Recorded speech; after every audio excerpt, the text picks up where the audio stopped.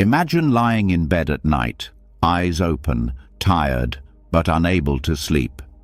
Your body is still, but your mind is racing, thinking about what happened today, worrying about what might happen tomorrow. You try to relax, but your chest feels heavy, your thoughts won't stop, and peace feels far away. Sound familiar? Now imagine something different. Imagine closing your eyes at night and feeling calm, centered, and completely safe, like your mind is a still lake, untouched by the winds of stress or regret. You drift into sleep with ease, and when morning comes, you feel light, rested, and emotionally balanced.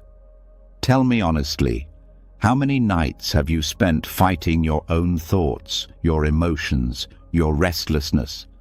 The truth is, most of us try to fall asleep while carrying the weight of the entire day, and sometimes the entire past. But you can't rest if your heart is full of anger, your mind is full of noise, and your body is holding on to tension like it's preparing for war. That's where Buddhism steps in, not with magic, not with empty promises, but with real, timeless tools that have helped people find peace for over 2,500 years. In this video, you're going to discover the Buddhist lessons that will transform the way you sleep and feel. We're talking about deep, emotional healing that starts before your head hits the pillow and lasts long after you wake up. This is not just about better sleep. This is about releasing what no longer serves you. It's about ending the day, not in chaos, but in clarity. And it's about building a nightly ritual so strong that it becomes your secret weapon for inner peace. So, before we start, I want you to make a decision. Write this in the comments. Tonight, I choose peace. I am mindful. You're not just typing a sentence. You're declaring something powerful. You're reminding yourself that your emotions don't control you. You observe them, learn from them, and then let them go. So take a deep breath, settle in, and get ready, because after this, your nights will never be the same again. Sometimes, when the world quiets down and you're finally alone with your thoughts, that's when the real noise begins. You turn off the lights, lay your head on the pillow, and suddenly your mind is not ready to sleep. It starts racing, thinking about that thing you said at work, the goal you didn't reach, the person who didn't respond, the way someone looked at you. You try to brush it off. You tell yourself to relax, but deep down, something is stirring, something heavy, something restless. That's not just random overthinking, it's the 8 worldly winds: gain and loss, praise and blame, fame and disgrace, pleasure and pain. These are the invisible forces that push and pull at our emotions every single day. And the truth is, they don't just affect us during daylight hours. They follow us into the night. They sneak into our beds and whisper stories into our ears while we try to fall asleep. And unless we see them clearly and know how to release them, they will continue to disturb our rest over and over again. Let's start with gain and loss. On the surface, these seem obvious. We like gaining: money, success, security, love. We fear losing: relationships, opportunities, status, health. But the real problem is deeper. We don't just feel pleasure when we gain. We build our identity around it. We chase it. We tell ourselves, when I get this, then I'll be happy. And then, when something is lost, an opportunity slips away, a financial mistake happens, someone walks out of our lives, it shakes us like an earthquake. It's not the event itself that ruins our sleep. It's the mental clinging, the loop of Why did this happen? What could I have done differently? Will I ever get it back? The attachment to gain makes the mind overactive. Even good fortune becomes a source of stress. Have you ever laid awake thinking about something going right, but you're afraid it won't last? That's gain turning into anxiety. And the fear of loss keeps you alert, watching your life like a guard, afraid to fall asleep on duty. The way out isn't to stop caring, it's to change the relationship. Buddhism teaches us to hold gains lightly, to see them as temporary visitors, not owners of our peace. When you can accept that all things come and go, money, approval, even health, you stop gripping them so tightly. That loosening is what allows the body and mind to finally relax. Now let's talk about praise and blame. If you've ever replayed a compliment in your head over and over, or if someone's criticism ruined your entire week, you've been under the influence of these winds. Praise can be intoxicating. It makes us feel seen, valued, worthy. But once we start craving it, we fall into a dangerous trap. Our peace becomes dependent on other people's opinions. And blame, it cuts deeper than we admit. We start questioning ourselves, our choices, our worth. Even when the world has gone quiet, our inner critic speaks loud. What many don't realize is that both praise and blame are just reflections. They tell us more about the speaker than the one being spoken about. One person praises you, another criticizes you for the same action. So, what's the truth? The truth is neither. The truth is, you are not those words. And when you stop letting your self-worth be measured by them, your mind finds freedom. When you detach from the highs of praise, you become less afraid of the lows of blame. And in the silence of night, that matters. Because many people don't sleep, not because they're in danger, but because their identity feels like it's under attack. Maybe someone misunderstood you. Maybe you weren't able to explain yourself. Maybe someone thinks less of you. And your brain keeps spinning it like a broken record. This is where mindfulness comes in, not just as a meditation buzzword, but as a real practice of seeing, this is blame. It's painful, yes, but it's not the end of me. And that clarity becomes the doorway to emotional rest. Fame and disgrace often seem like concerns for celebrities or public figures, but in truth, they touch us all. Fame doesn't have to mean being in the newspapers. It can be as simple as being liked on social media, admired at work, or respected in your friend group. And disgrace doesn't have to mean a scandal. It could be feeling embarrassed after a mistake, being left out of a conversation, or having someone gossip about you. The real issue here is our desire to be seen a certain way. We build a version of ourselves we want others to believe in, and we protect it like a fortress. But here's the problem. The more energy we use maintaining this image, the more anxious we become. We wonder, what do people think of me? Did I sound stupid? Will they still like me? These questions don't vanish when you close your eyes at night. They get louder, and that's why so many people lie in bed feeling exposed, even when nothing's actually happening. When you can see fame and disgrace as just more weather, blowing through your life like wind through trees, something incredible happens. You stop trying so hard, you stop performing, and your nervous system begins to settle. You no longer feel the need to manage people's perceptions while trying to sleep. You just rest in who you are, as you are, without the armor. And then there's pleasure and pain. perhaps the most seductive and stubborn winds of them all. Pleasure seems harmless. We all want comfort, joy, nice things, good feelings. But when we cling to it, we suffer. Why? Because pleasure doesn't last.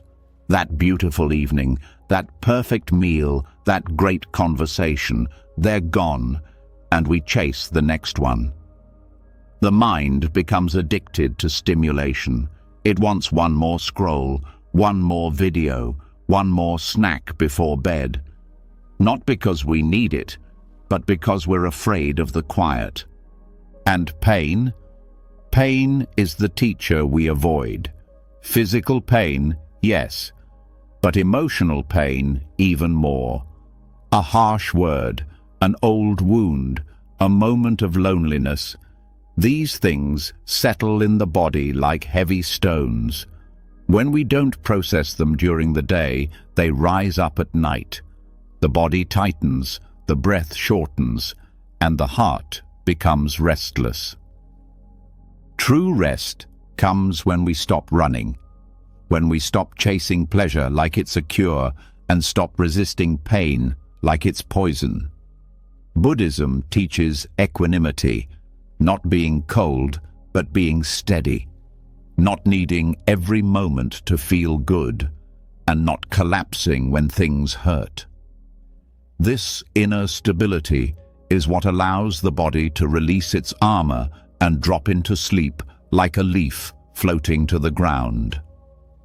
The 8 worldly winds are not enemies to fight. They're conditions to understand. They're like the changing weather, sun one day, rain the next. When we think they define us, we suffer. But when we see them clearly, we are free. And that freedom is the deepest kind of rest. So, how do we let them go? First, awareness. Most people don't even know these winds are affecting them. They feel restless, but don't know why. So the first step is naming them. Ah, this is fear of loss. This is craving for praise. That alone starts to untangle the tension. Second, presence.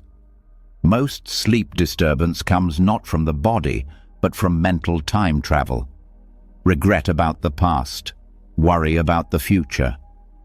When we bring the mind into the body, feeling the breath, sensing the bed beneath us, we interrupt the storm. Third, compassion. We don't heal by judging ourselves. We heal by meeting our wounds with kindness. When a painful memory comes up, instead of pushing it away, we can silently say, "It's okay. You're safe now. You don't need to carry this anymore." Fourth, letting go of control. Much of our sleep anxiety comes from trying to control life. But sleep itself is a surrender. You don't force it, you fall into it. The more we try to manage the winds, what people think, what might happen, what we might lose, the more exhausted we become. But the moment we soften, something shifts. The mind lets go. The heart opens, and sleep comes, not as an achievement, but as a gift. Finally, practice, not just once, but every night. Even 5 minutes of reflection on these winds can change everything. Ask yourself gently, where did I feel gain and loss today? Did I chase praise or avoid blame? Am I holding on to some image of myself that's keeping me tense? What am I afraid to lose? And then breathe. Let it all rise. Let it all fall. And go to sleep with nothing but the present moment in your hands. There's something deeply spiritual about sleep when it's approached with awareness. It's not just rest, it's renewal. And when you stop letting the 8 winds toss you around, you don't just sleep better, you live better. And so, As you prepare to continue this journey into deeper Buddhist teachings for emotional peace, know this: you've already taken the first and most powerful step. You've started to see what's really happening beneath the surface, and from this moment forward, each night can become not a battleground, but a sanctuary, not a place of struggle, but a return to wholeness. Because peace doesn't come from outside. It begins when the mind stops chasing and the heart learns to rest right where it is. Just as the mind begins to rest from the pull of the 8 worldly winds, something else starts to surface, quieter but no less powerful.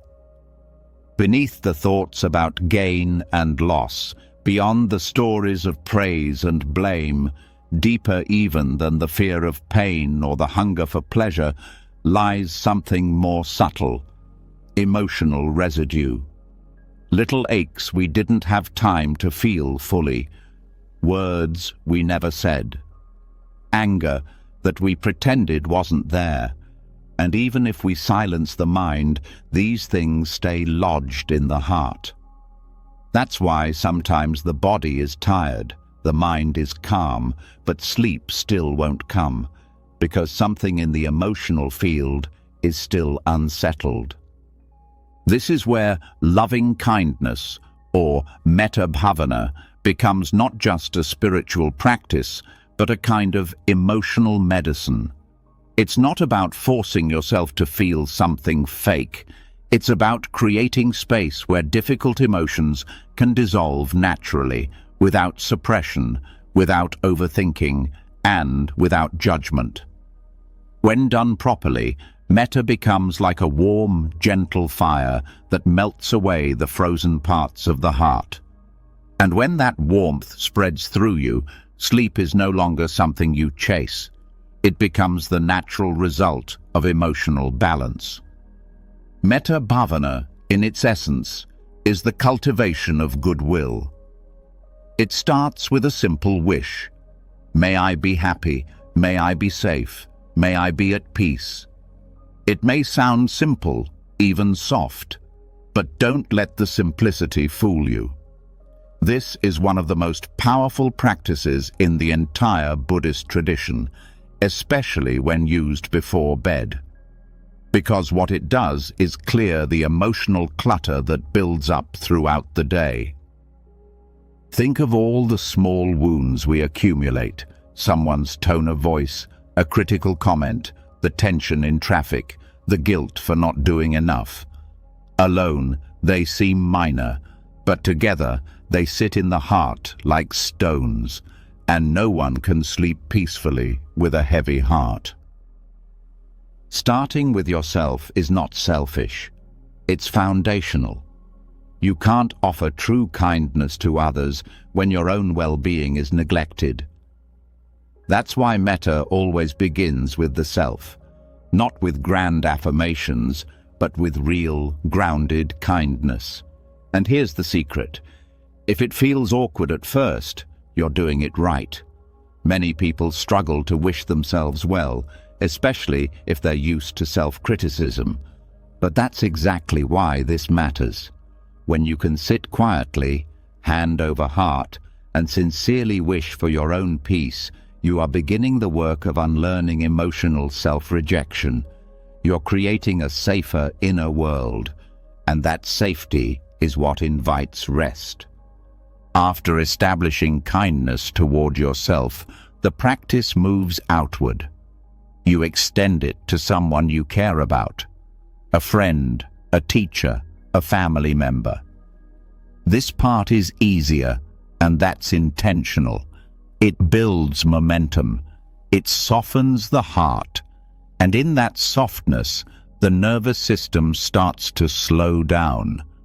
Then you include someone neutral, someone you don't have strong feelings about. This trains the heart to see others not as objects, but as human beings worthy of peace, just like you. By now, the emotional body is loosening.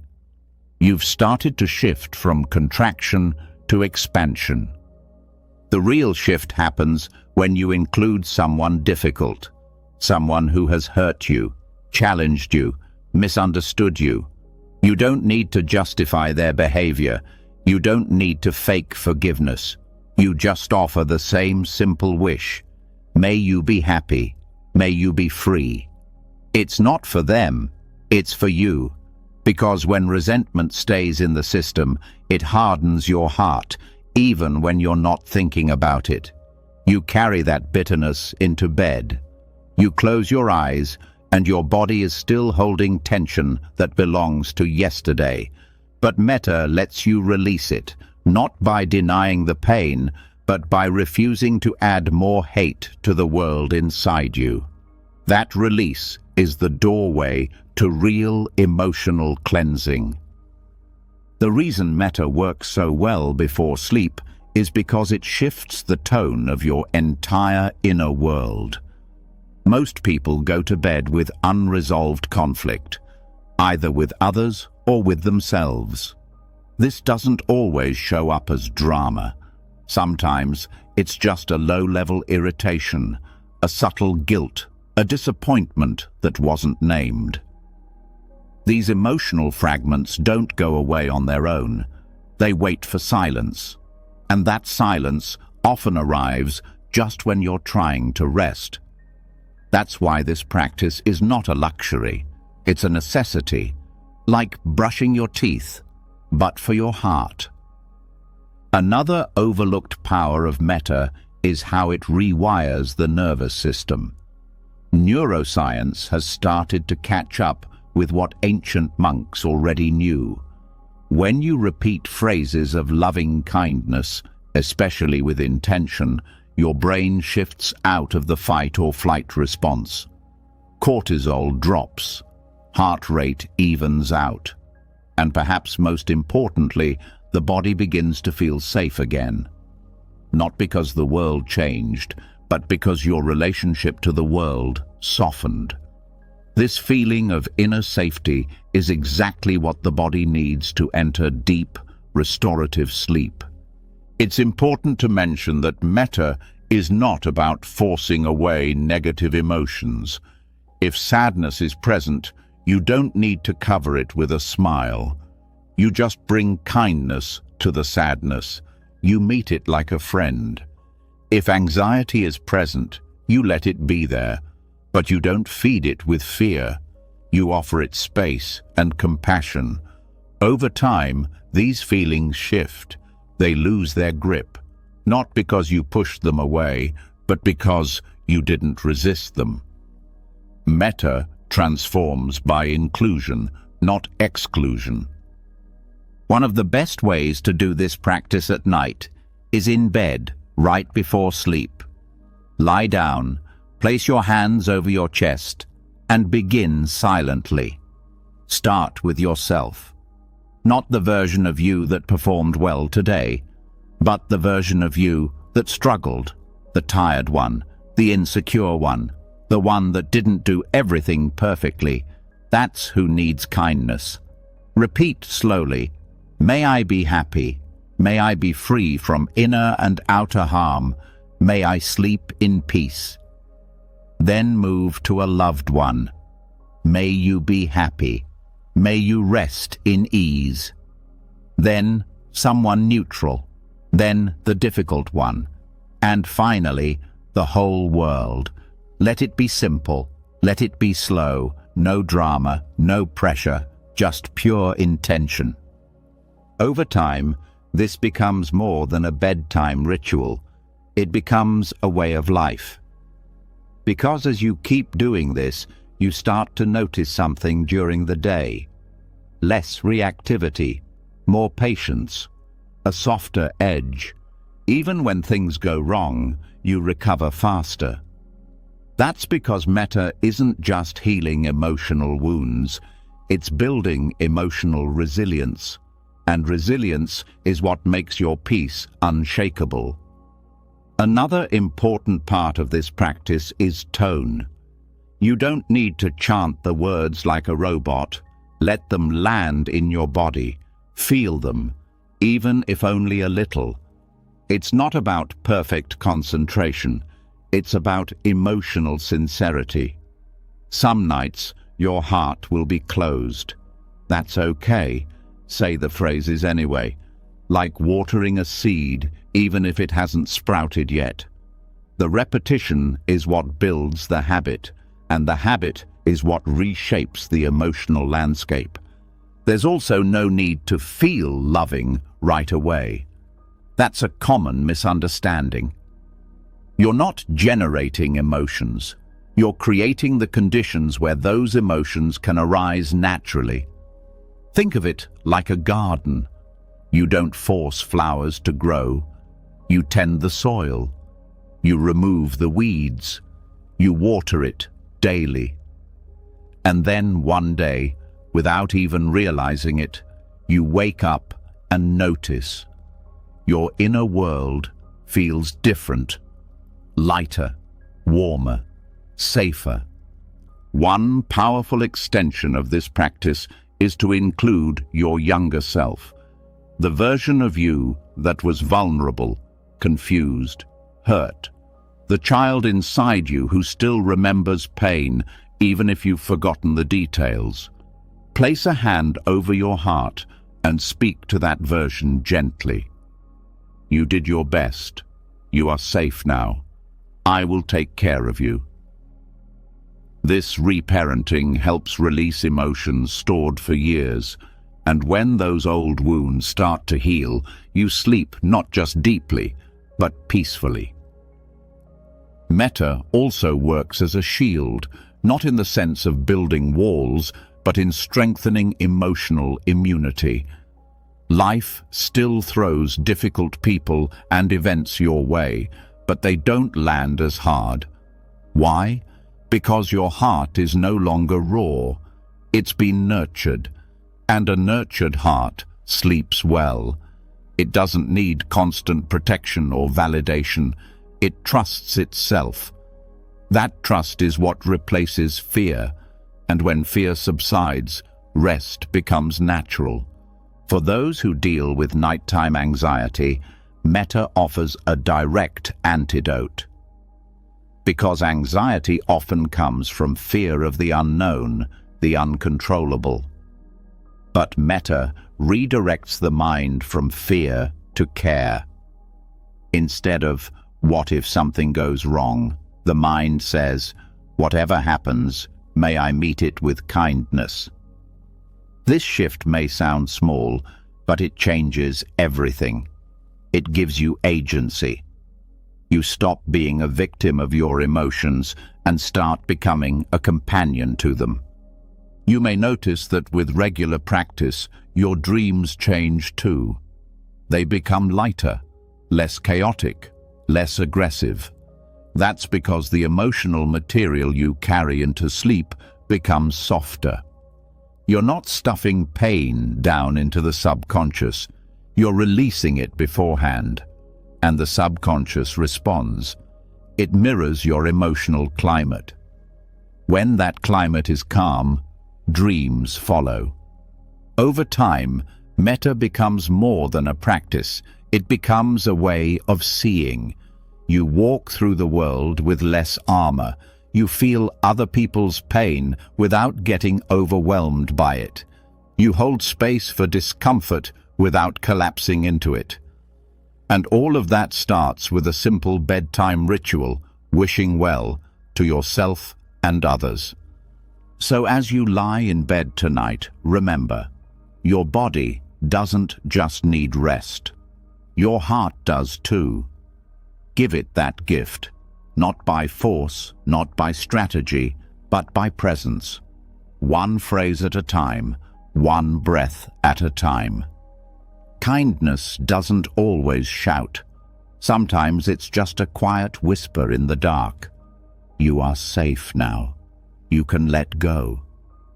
And in that letting go, sleep will come. Not because you chased it, but because you created space for it to arrive. Sometimes the heart begins to soften. You feel the shift. After practicing loving kindness, your chest is lighter, your breath is deeper, and it feels like sleep should arrive naturally. And yet, something still resists. As though a hidden hand gently keeps your mind half awake, quietly agitated. Not loud, but steady. That's when it becomes clear. Emotional cleansing alone isn't enough. There's something older at work, deeper habits rooted in the mind itself.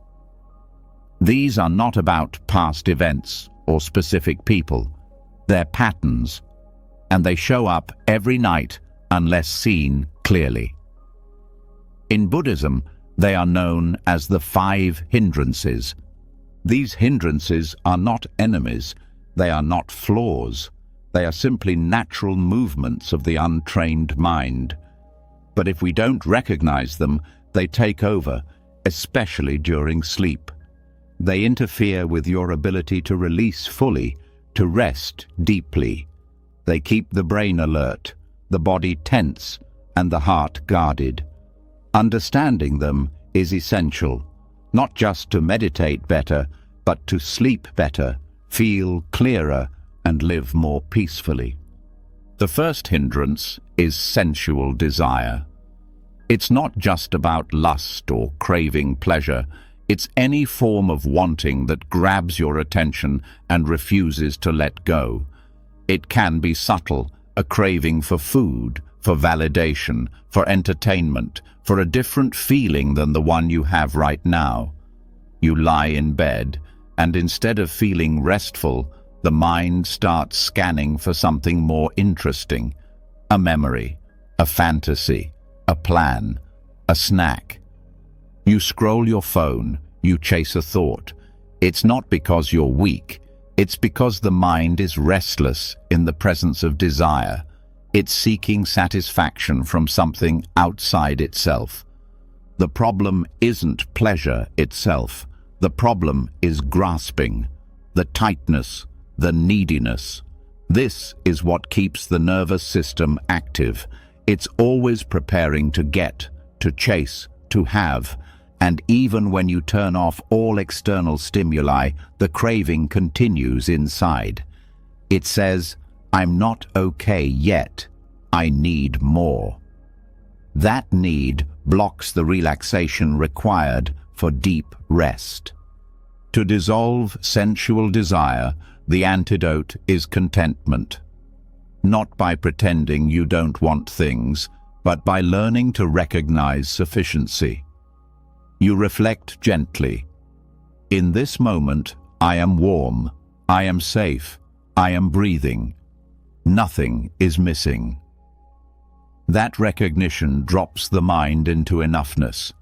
Gratitude, when practiced not as a concept but as an experience, naturally dissolves craving. In that moment, the system no longer needs stimulation, and when the chase stops, rest becomes possible. Next comes ill will. This hindrance doesn't always show up as obvious anger. Sometimes it's irritation, impatience, coldness, or subtle judgment. It can be directed at others or even at yourself. Maybe you're replaying a disagreement. Maybe you're blaming yourself for something you didn't do. Even the smallest traces of ill will create tension in the chest, harden the breath, and close the body. And a closed body doesn't fall into sleep easily. Ill will is sharp. It activates the fight or flight response. The mind becomes alert, ready to defend itself or push something away. It can disguise itself as righteousness, as mental replay, as just wanting closure. But underneath it all is a refusal to accept the moment as it is.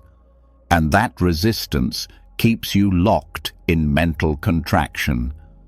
The antidote to ill will is compassion, not forced forgiveness, but the willingness to open just a little. Instead of repeating, they shouldn't have. Try, "This hurts, but I don't want to suffer more." That sentence alone breaks the cycle. Then you add softness, breathing into the area of tension, allowing the emotion to be felt without fueling it. Gradually, the heart opens again.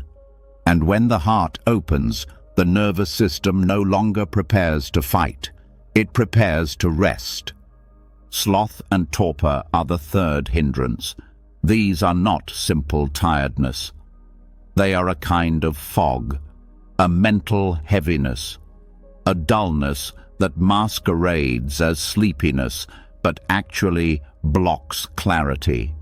You might think you're sleepy, but your mind is not preparing for restful sleep. It's collapsing inward. This is the mind pulling away from presence, not entering it. And that pulling away often happens after long days of overstimulation or emotional suppression. This kind of dullness is tricky. It feels like relaxation, but it's not. It's actually disconnection. The body might lie still, but the mind doesn't transition into deep rest. It hovers in a gray zone, neither fully awake nor truly asleep. And when you wake up, you don't feel refreshed. You feel sluggish, like nothing was really reset. The antidote here is energy, specifically balanced alertness. That doesn't mean getting hyped up before bed. It means tuning in instead of zoning out. A very gentle practice of breath awareness helps. Feeling the whole body breathing, staying present with the rise and fall of the abdomen. The key is not to push, but to gently engage the mind, like keeping a candle flame steady. You don't force brightness. You protect the flame from going out. This presence naturally transforms dullness into peaceful clarity, and from that clarity, the mind can slip into true restorative sleep. The fourth hindrance is restlessness and remorse. These two are often grouped together because they come from the same root, unresolved activity. The mind is still spinning, running, searching. It feels unsettled. This might look like physical fidgeting, tossing in bed, checking your phone repeatedly. But even without movement, the mental restlessness stays alive. You're caught in a loop, unfinished tasks, future worries, regrets about the day, unanswered messages. The mind acts like a dog pacing back and forth, trying to find the perfect spot, but never settling. What's worse is that restlessness is often mistaken for wakefulness. You might think you're alert, but really the mind is stuck in motion because it hasn't been given permission to stop. It's trying to finish something it couldn't complete during the day. Remorse adds to this. Guilt, a harsh inner voice replaying where you failed or fell short. These are not small background thoughts. They create a ripple of emotional heat that makes relaxation impossible. The antidote is grounding, simple, physical, anchored presence. You return to the body in a very direct way. Feel the weight of your body on the mattress. Feel the outline of your limbs. Notice the temperature of the air on your skin. Then bring attention to the breath, not as a technique, but as a resting place. Over and over again. Every time the mind wanders, you come back to what is real, here, now. This brings the system out of future and past, out of worry and regret, and back into the only place rest can happen, this moment. Finally, we come to doubt. The quietest of the hindrances, but often the most powerful. Doubt doesn't shout, it whispers, it asks questions that go in circles. Is this working? Why can't I sleep? Am I doing it right? Will I ever feel better? Doubt doesn't seek answers. It feeds on confusion. It keeps you second-guessing yourself, your practice, your path. And this uncertainty breeds tension. Doubt disconnects you from your inner wisdom. It keeps you looking outside, trying to fix or control what's happening. And the more you try to control, the more agitated the system becomes. Even when you're trying to sleep, doubt doesn't rest. It keeps checking, measuring, evaluating, and that ongoing questioning blocks the surrender needed for true sleep. The antidote is confidence, not ego-driven confidence, but trust in the path. Faith, not in something external, but in the power of awareness itself. You don't need to solve everything tonight. You just need to be present. When doubt arises, don't argue with it. Just acknowledge it. Ah, this is doubt. And then return to the breath. Return to the body. Trust that being here is enough. Over time, this trust deepens. You stop needing constant evidence. You start feeling the truth in your bones.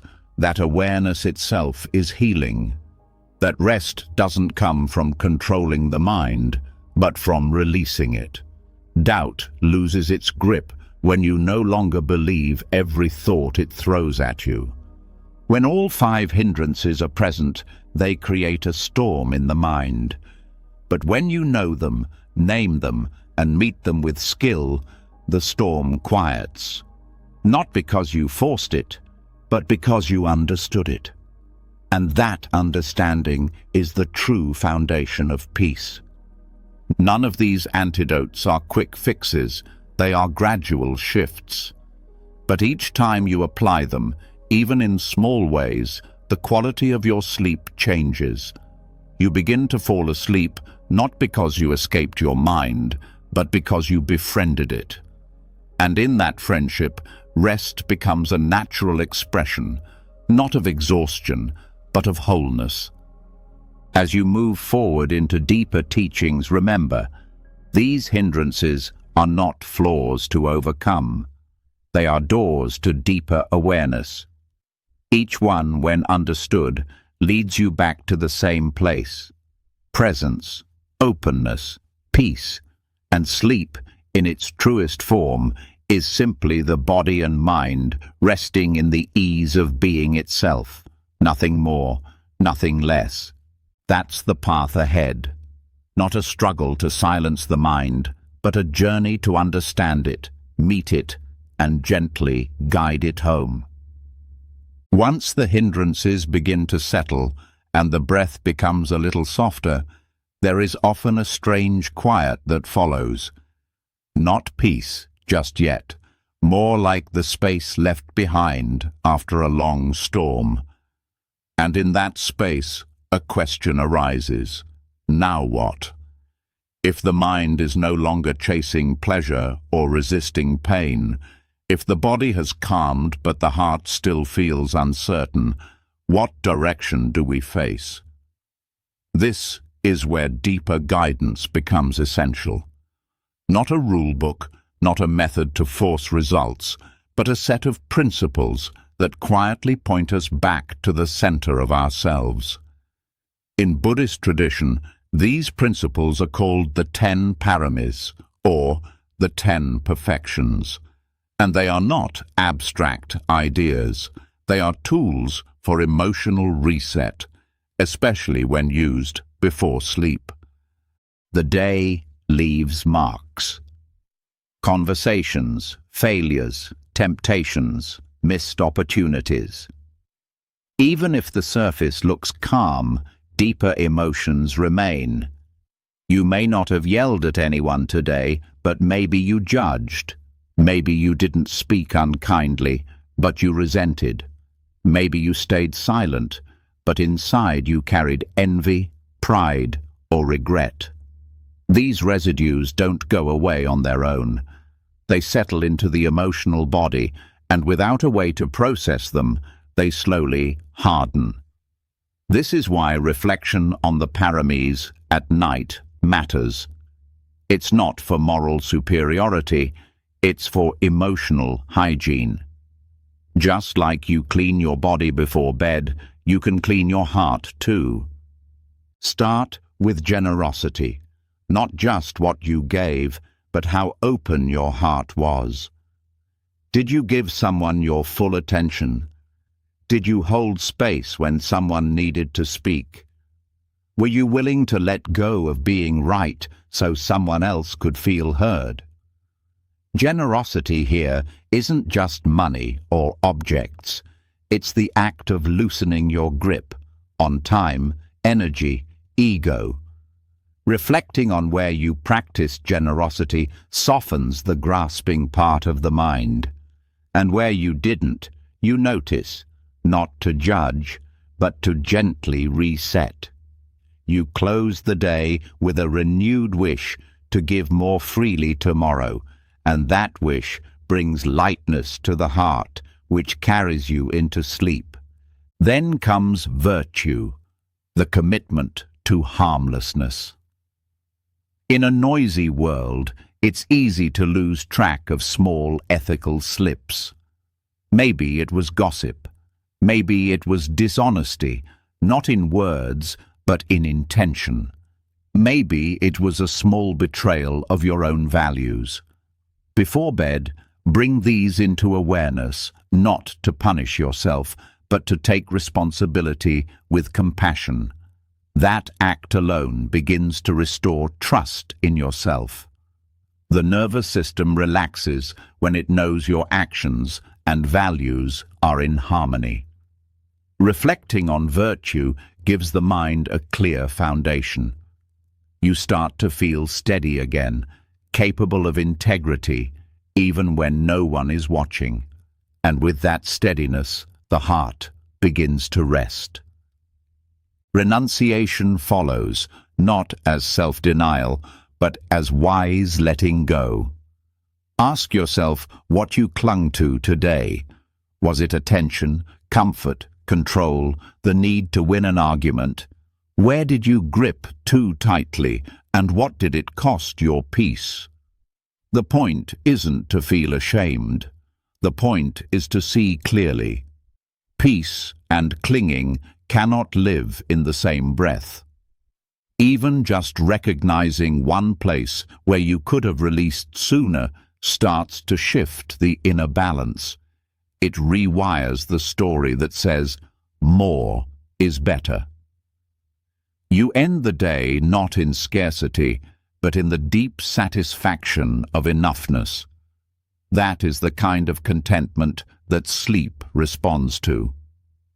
Then there's wisdom, not knowledge, but clarity. The ability to see cause and effect, to notice when your actions bring stress and when they bring peace. Wisdom is what allows you to recognize emotional patterns not as facts, but as habits.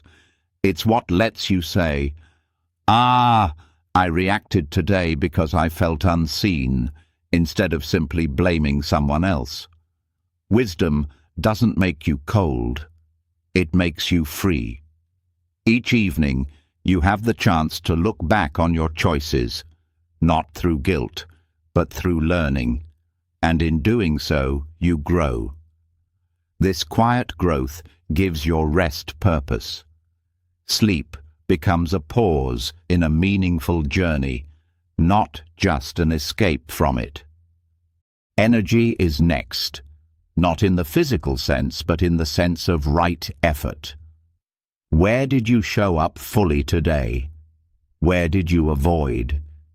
Where did you give up too soon? Reflecting on energy isn't about measuring productivity. It's about alignment.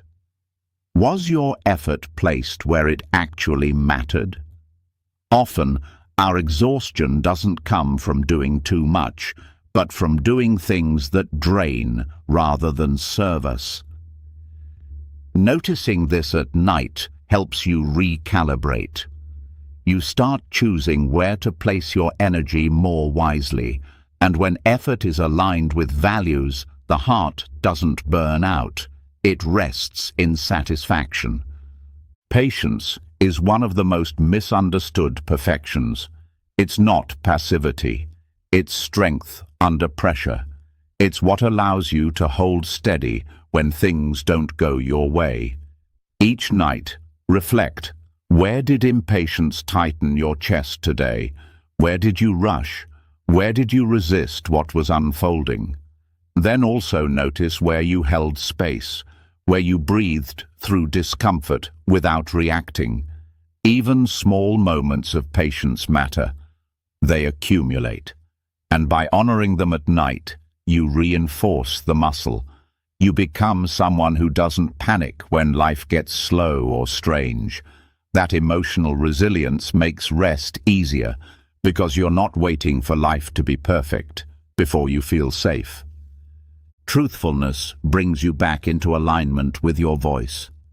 Not just whether you lied or told the truth, but whether your words reflected your heart. Did you speak from clarity or confusion? Did you hide behind politeness when something real wanted to be said? Truthfulness is not about being blunt. It's about being congruent. Even a few words out of alignment can leave emotional friction. Before sleep, look at where you didn't say what needed to be said, or said something you didn't mean. Not to dwell, but to learn. And where you did speak with courage, celebrate that. It builds trust in your voice. And self-trust is the foundation of emotional peace. Determination is the quiet fire inside. It's not forcing your way forward. It's the steady return to what matters. Ask yourself each night, what did I stay committed to today, even when it was hard? What did I let go of too soon? What values guided my actions? Even if you drifted, determination is the strength to come back, over and over. That coming back, even in reflection, builds momentum, the kind that carries you across hard moments. When the mind knows it doesn't have to be perfect, just persistent, it relaxes, and rest follows naturally from that kind of gentleness. Loving kindness, though already explored deeply, takes on new life here, not as a practice, but as a reflection. Where did you love today without needing a reason? Where did you close your heart out of fear or pride? What part of you most needed kindness but didn't receive it? Revisiting these moments reinforces your emotional compass. You're not analyzing, you're remembering, and memory, when used wisely, becomes a teacher. Each act of love, however small, becomes part of a larger story, a story that you can sleep peacefully inside. And finally, equanimity, the calm amidst it all, the balance that doesn't mean coldness, but inner spaciousness. Reflecting on equanimity is like checking the emotional temperature of your day. Where were you reactive? Where did you hold on too tightly? Where did you let go with grace? This isn't about detachment. It's about remembering you don't have to ride every wave. Some emotions can pass through you without pulling you under. And the more you notice where this balance already exists in your life, the more it grows. Equanimity makes the mind feel vast, unshaken, and that vastness is the perfect soil for deep, nourishing sleep. Bringing all 10 paramis into reflection doesn't take hours. It can be done in a few minutes of quiet honesty, not as a checklist, but as a gentle scan of the heart. What you're doing is more than thinking. You're recalibrating. You're ending the day by realigning with the kind of person you truly want to be. And the nervous system responds to that integrity. The mind softens. The breath deepens. The heart unclenches. This is why the paramis matter, not as ideals to reach someday, but as anchors you return to nightly. When everything else feels uncertain, they are steady. When emotions run wild, they are calming. When you feel lost, they are your compass. And when they are reflected on with sincerity, they change the shape of your inner world, slowly, silently, but undeniably. So by the time your head touches the pillow, you're no longer carrying the day's unfinished business. You've honored it, learned from it, and gently released it. And in that release, you don't just sleep, you heal. Even after aligning with the 10 perfections, even when the heart feels clear and the mind calm, there are nights when something deeper stirs, a quiet discomfort, a strange sadness with no clear cause, an uneasiness that doesn't speak in full sentences but in sensations, tightness in the chest, tension in the jaw, shallow breath. It's not about what happened today. It's not about what was said or left unsaid. It's about what has been buried for a long time. Beneath our thoughts, beneath our memories, there's another layer, the unseen. These are not just thoughts or emotions. They are imprints, residues from past actions, past wounds, even from habits that stretch so far back we no longer remember their origin. This is the realm of shadow work.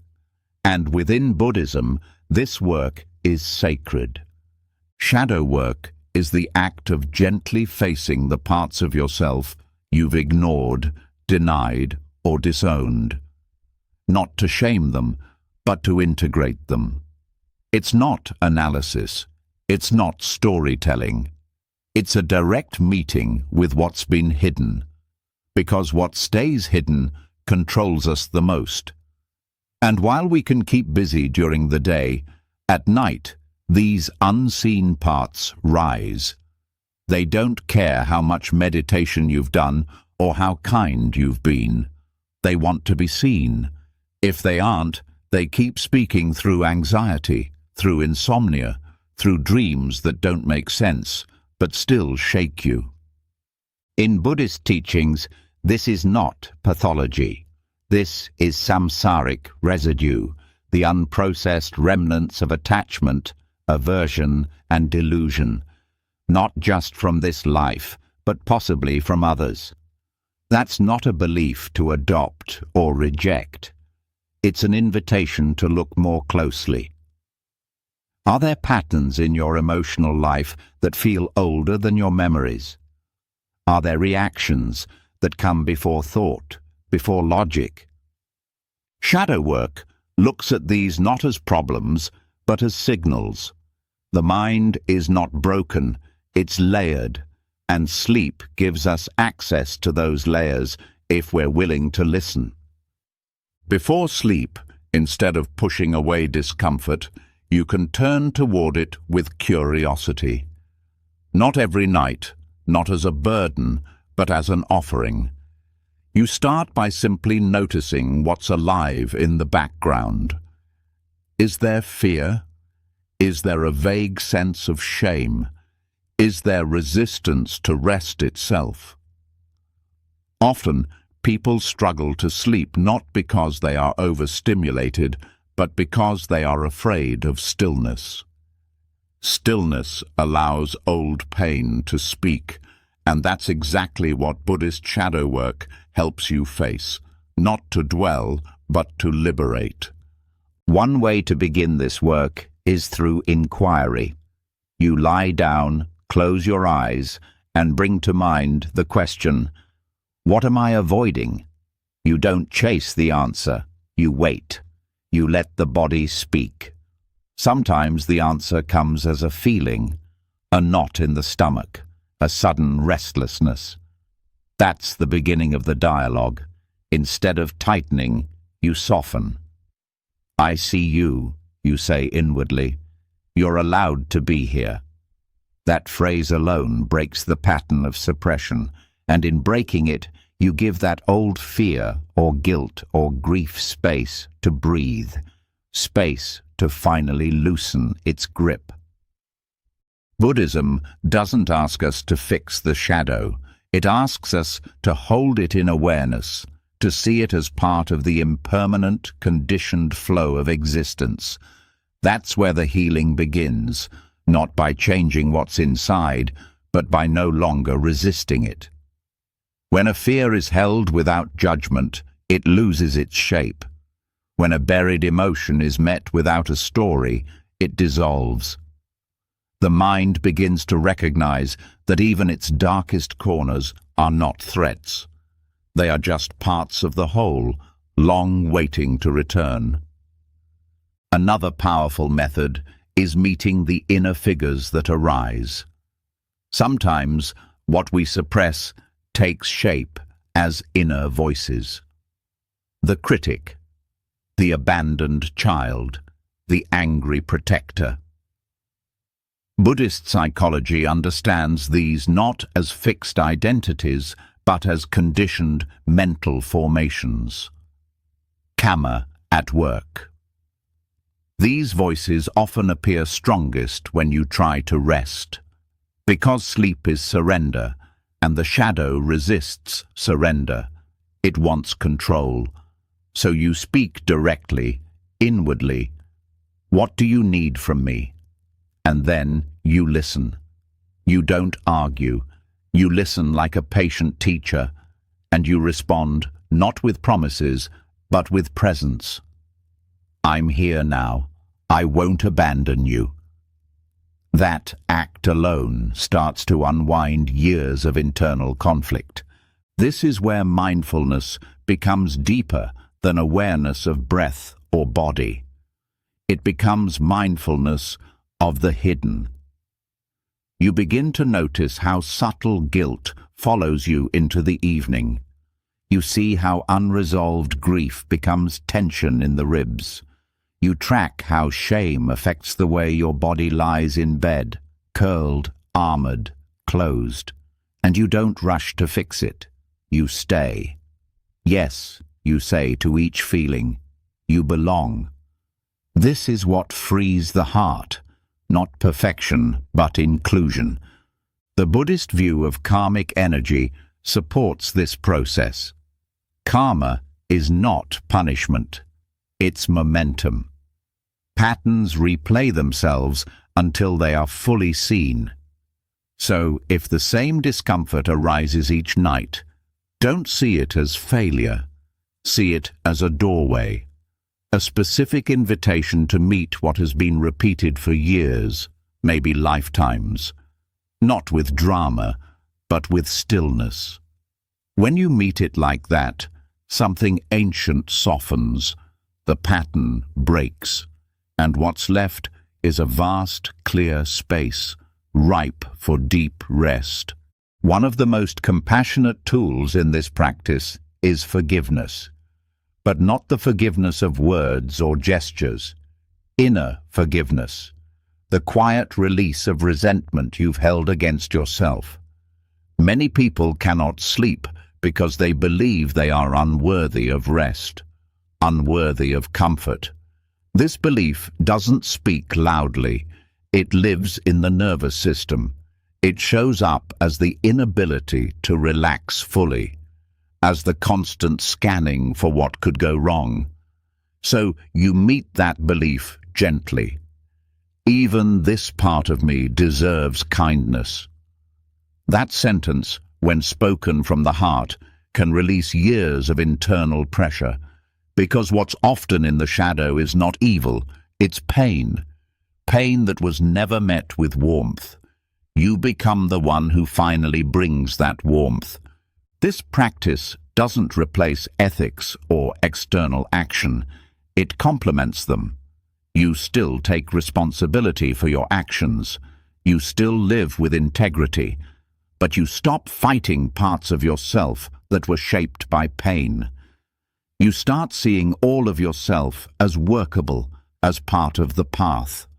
And that wholeness is what allows the body to exhale, to stop holding tension as armor, to sleep not just as a break, but as a return to trust.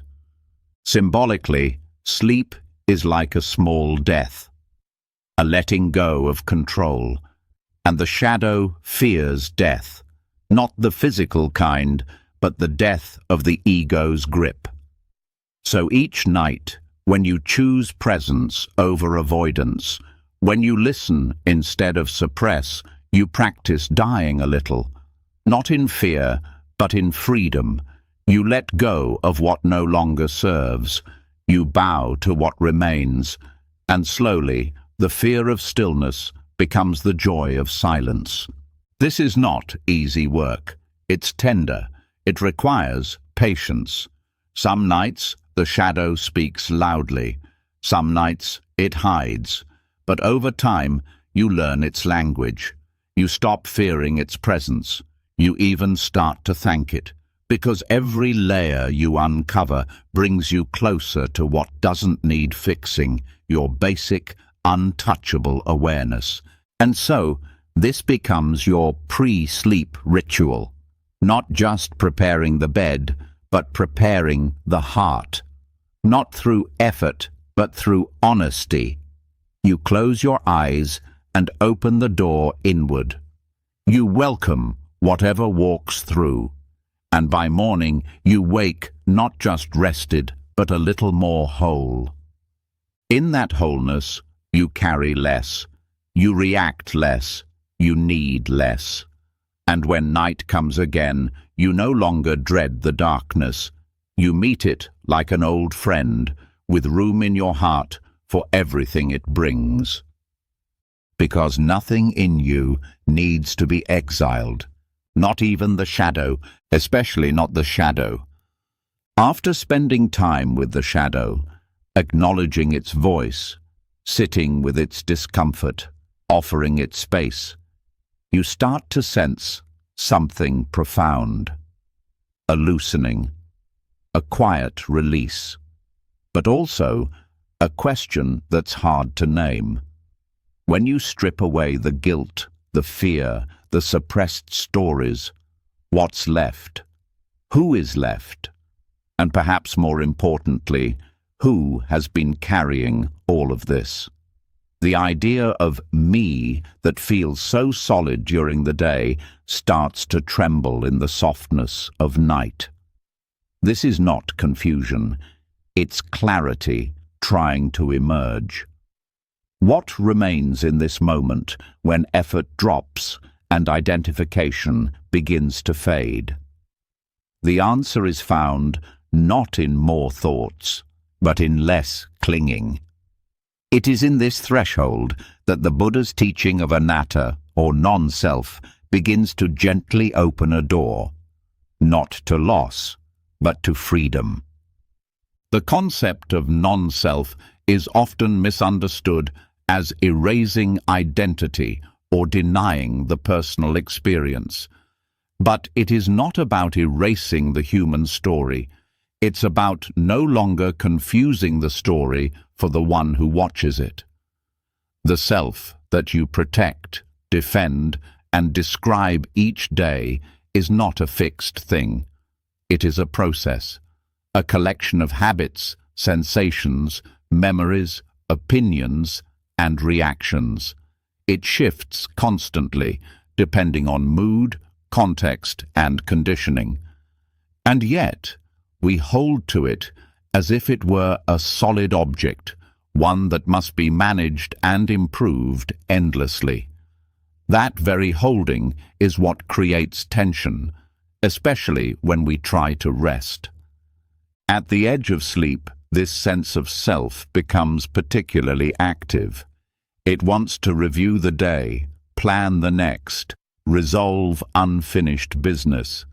But what it is really doing is trying to survive. The ego, even when tired, resists surrender. Sleep feels like a threat to its structure because it is not in control there. So it begins a subtle fight, pulling attention to thoughts, identities, unresolved images. It whispers reminders. Don't forget this. What if that happens? Who are you if you let go right now? The practice of anatta is not to fight these thoughts. It is to watch them arise without attaching identity to them. This is a thought about me. This is a memory passing through. This is fear pretending to be truth. You don't stop the stream. You step back from its center. You notice that even the thought, "I can't sleep," is just that. A thought, not a truth, not a failure, just a conditioned sentence appearing in awareness. The less you resist it, the more transparent it becomes. Over time, this shifts the way you relate to your entire experience. Thoughts come, but they are not you. Emotions rise, but they are not you. Even the body itself, full of sensation, is not fully you. It is part of nature, breathing and pulsing in patterns you did not choose. This realization is not abstract philosophy. It's a direct, intimate feeling of space, a subtle detachment that brings with it relief. You no longer have to hold it all together. You no longer have to prove anything. You can simply be. This perspective allows hypnagogic surrender to unfold. The hypnagogic state, the space between wakefulness and sleep, is one of the most sensitive windows in the entire day.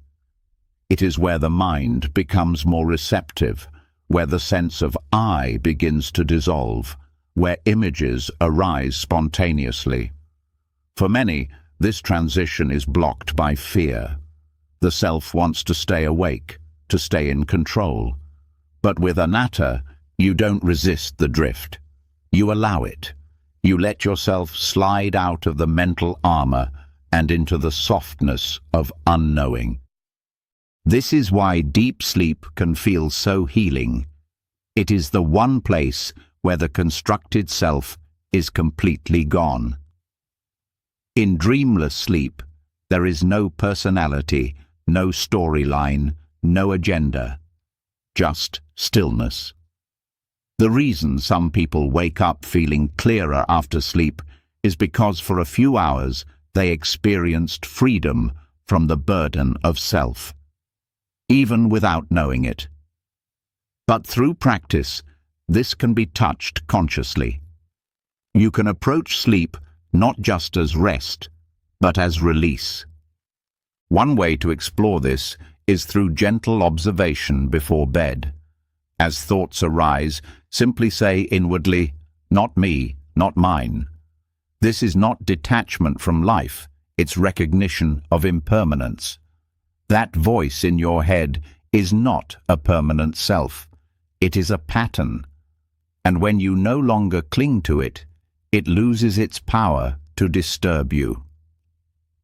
Even intense emotions, when seen through this lens, begin to lose their grip.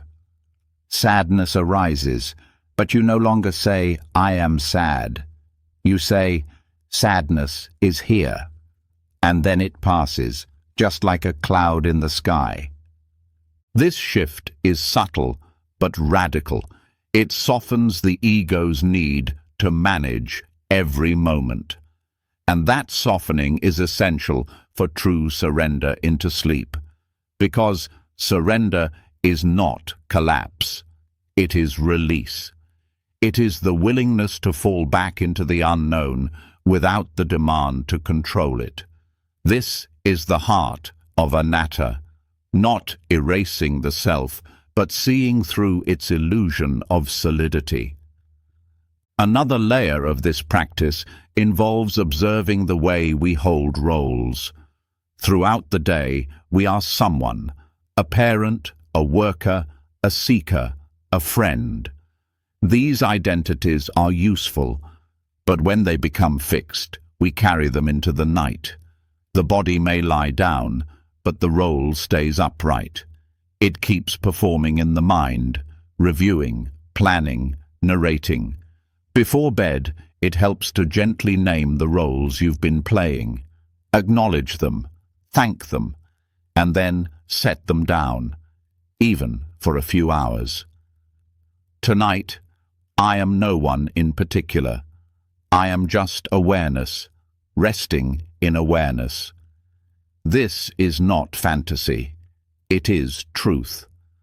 This truth has deep implications for healing, because most suffering at night doesn't come from physical tiredness. It comes from mental contraction, and contraction always follows identification. The more tightly you hold to being a fixed someone, the more pressure you feel to protect that image. But when you see that the self is just a flow of causes and conditions, you can rest inside that flow. You can stop swimming and let the current carry you. This does not make you passive, it makes you free. Free to meet each moment without needing to shape it. Free to let thoughts pass without chasing them. Free to feel pain without becoming the one who suffers. This freedom, even touched lightly before bed, transforms the quality of your rest. You begin to sleep not just as a body, but as consciousness softening into itself. There are also practical ways to embody this. When you lie down, feel the body not as my body, but as part of the earth. Sense its heaviness, its warmth, its breath. Let go of ownership. Let go of name and form. Let the boundaries dissolve. When thoughts appear, don't chase them, don't resist them. Watch them as if they are leaves floating downstream. This watching does not require effort. It requires trust. The trust that awareness is enough, that presence is enough. This is the quiet miracle of anatta. It doesn't remove your humanity. It reveals what has always been deeper than it. You are not your thoughts. You are not your fear. You are not the one who failed or succeeded today. You are the space in which all these movements happened. And that space, when not contracted into identity, is vast, spacious, peaceful. As you rest in this space, sleep becomes not a break from your life, but a continuation of your path. Each night, the self dissolves. Each morning, it reappears. But through this practice, you begin to see that you are not just the one who wakes up and lives a story. You are also the one who watches it unfold. And in that watching, there is peace. So, as you drift tonight, soften the grip. Loosen the names, release the roles. Rest not as someone who must become more, but as awareness that is already whole. Let the self dissolve into stillness. Let stillness welcome you home. When the grip of identity begins to soften and the constructed self fades into the quiet space of awareness, there is often a natural stillness that follows. But beneath that stillness, the currents of deeper layers still move. Awareness may not cling to the self, yet the mind continues to dream. Thoughts turn into symbols, images appear from nowhere, and emotions rise without cause. And this raises a subtle question. If there is no fixed self, what shapes these dreams? Why do certain emotions keep returning in sleep, even when we are no longer consciously feeding them? The answer lies in the unseen impressions that actions leave behind, what the Buddha called karma. Karma is not simply a law of cosmic reward and punishment. It is the natural unfolding of causes and conditions. Every intentional action leaves a residue, a kind of mental echo. When we act out of anger, greed, compassion, or wisdom, those moments leave impressions not only in our memory, but in the very structure of consciousness. These impressions, while often unnoticed during the day, can resurface with clarity during sleep. When the ordinary filters of the thinking mind quiet down, these deeper patterns rise into dreams. Some people carry out seemingly minor acts, a harsh word, a selfish decision, a betrayal ignored, and think those moments are gone. But in the language of karma, nothing is ever lost. What is not understood or reconciled finds its way back into the stream of mind, often through emotion, sometimes through images, and frequently through dreams. This is not superstition. It is a reflection of how the mind works. Unresolved energy returns until it is met with awareness. Dreams offer a canvas where the subconscious reorganizes itself. What we experience as strange narratives or emotional intensity at night is often the movement of stored karma. A dream of being chased may reflect fear left unprocessed. A dream of falling might be rooted in unresolved insecurity. A conflict with someone in a dream may mirror guilt we have not addressed. And while not every dream has a clear meaning, many are influenced by the ethical residue of our daily and past actions. This is where Buddhist practice brings something rare and powerful, the understanding that ethics is not only a social guideline, but an internal compass. When our actions align with truth, kindness, and awareness, they leave a gentle footprint. When they come from delusion, harm, or neglect, they leave friction. That friction doesn't only appear as stress or restlessness, it often continues into the dream world. This is why a person who lives ethically tends to sleep more peacefully. It is not because they are perfect. It is because their inner world is not full of conflict. They are not suppressing regret. They are not haunted by what they pretended not to feel. Ethical living brings clarity to the layers of mind. It creates fewer seeds of confusion. When the head touches the pillow, there is less to fear, less to run from, and less to untangle. To work with karma through dreams, the first step is remembering that sleep does not exempt you from awareness. Just because you are not conscious in the usual sense doesn't mean you are absent. The mind still responds, and it responds most to what has been left unresolved. That is why examining our actions before sleep becomes a crucial practice, not to judge ourselves, but to clear the slate. A simple reflection each night can shift the tone of your inner world. Where did I act with wisdom today? Where did I cause harm? Is there anything I regret? Noticing these quietly brings them into the light, where they begin to soften. When you reflect honestly, the burden begins to lift. Even if nothing is said out loud, the heart feels acknowledged. And acknowledgement is often all that unresolved karma needs. It is the refusal to look that creates turbulence. The willingness to turn toward our ethical residue, even in silence, can change the content and tone of dreams. This doesn't mean dreams will become perfect. It means they will become less reactive. You may still dream, but the dreams won't carry as much charge. They won't pull you into stories of fear, guilt, or craving as often.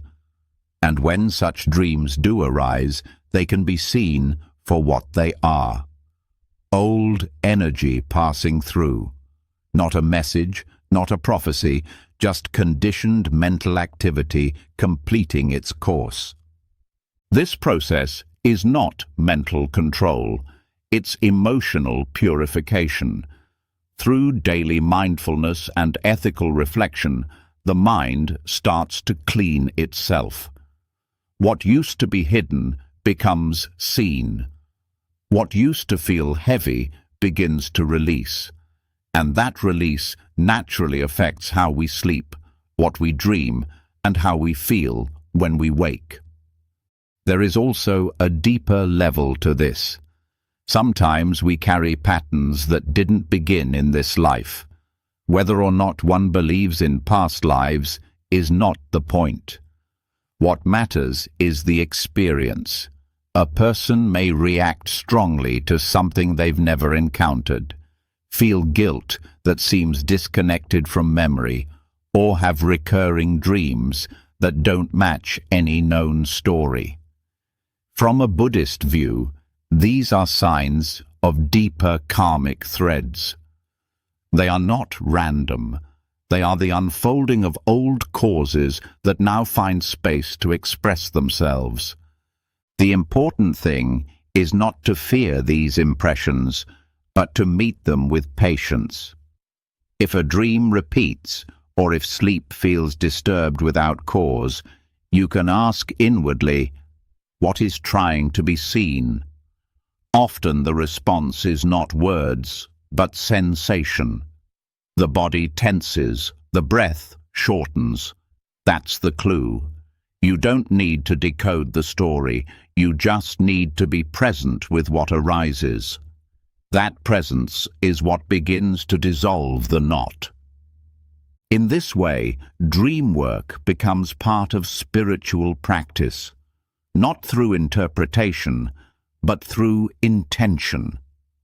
Each night before sleep, you can set the mind with clarity. May I see what I need to see. May all unresolved energy pass with ease. May I rest in awareness, no matter what arises. This turns the sleep state from a passive escape into an active, gentle field of purification. Another helpful practice is metta, or loving kindness, specifically directed toward the self. Because most people carry self-directed karma, resentment, shame, or rejection of parts of themselves. These seeds manifest not only in thoughts, but in restless nights and painful dreams. When you practice metta sincerely before bed, you soften those inner knots. May I be free from harm. May I forgive what needs forgiveness. May I rest with ease. These phrases, spoken with care, begin to overwrite the deeper karmic imprints, not by force, but by consistent, gentle attention. The same is true for others. If a dream involves a specific person repeatedly, it may reflect karmic tension. Even if nothing can be resolved externally, offering kindness internally can shift the pattern. Wishing them well before sleep, not as performance, but as healing, allows your subconscious to let go. And when the subconscious lets go, the emotional body begins to release. This release is what prepares the mind for dreamless sleep, the deepest rest of all. It's also important to mention the role of mindfulness throughout the day. Karma is not something that happens far away. It is created in every moment of reaction, intention, speech, and thought. What you feed your mind becomes the material for your dreams. If the day is full of agitation, unconscious scrolling, conflict, or harsh self-talk, the night will often carry that echo. So the more intentional you are during the day, the less repair you need to do at night. That doesn't mean perfection, it means presence. Choosing one moment at a time to act from awareness rather than reactivity. Each small act of patience, honesty, or compassion doesn't just change your outer world, it softens the inner one. And that softness is what allows the dream world to be lighter, cleaner, less stormy. Even dreamless sleep is influenced by karma. When the heart is clear, the mind rests fully. When the ethical field is stable, the body relaxes. There is nothing to process, nothing to defend, nothing left spinning in the background. That kind of sleep is rare for many, but it is possible. Not through effort, but through care. Through living each day with the kind of intention that plants peaceful seeds. So each night, you can pause. Before rituals, before silence, simply ask, what am I carrying? You don't need to solve it. Just feel it. If there's tension, name it. If there's regret, breathe into it. If there's peace, honor it. That moment of honest reflection sets the tone. You are telling your consciousness, you are not ignoring the inner world. You are tending to it. And in that tending, dreams become less chaotic. Sleep becomes more than rest. It becomes renewal, a return to clarity, a quiet unfolding of what needs to move through, what needs to settle, and what is finally ready to dissolve. This is the gift of understanding karma as part of the sleep cycle. You no longer fear the night. You no longer avoid the emotions that arise there. You meet them with wisdom. You meet them with patience. And as each night passes, the layers of residue slowly fall away. What remains is presence. And presence, even in sleep, is peace. As the understanding of karma deepens and we begin to see how the echoes of our actions ripple into the dream space, another question naturally arises. If dreams carry the emotional weight of our past, can they also be a place of healing? Not just passive displays of residue, but active spaces for transformation.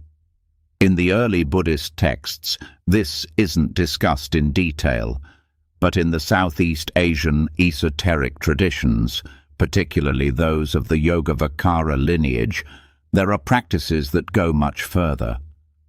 These teachings view the dream state not only as a result of karma, but as a sacred realm in which inner purification can occur directly.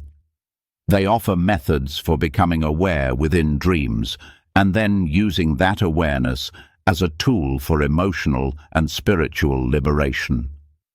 The Yogavatara tradition, once widespread across Cambodia, Laos, and Thailand, weaves together Theravada doctrine, visualization, ritual, and breath control. But central to its deeper levels is the insight that consciousness does not cease when the body sleeps. It merely shifts form. For these practitioners, the dream state is not random or trivial. It is a continuation of practice. They train to remain aware during sleep, and not just to control the dream, but to learn from it. Lucid dreaming in this context is not entertainment. It is meditation in another dimension of mind.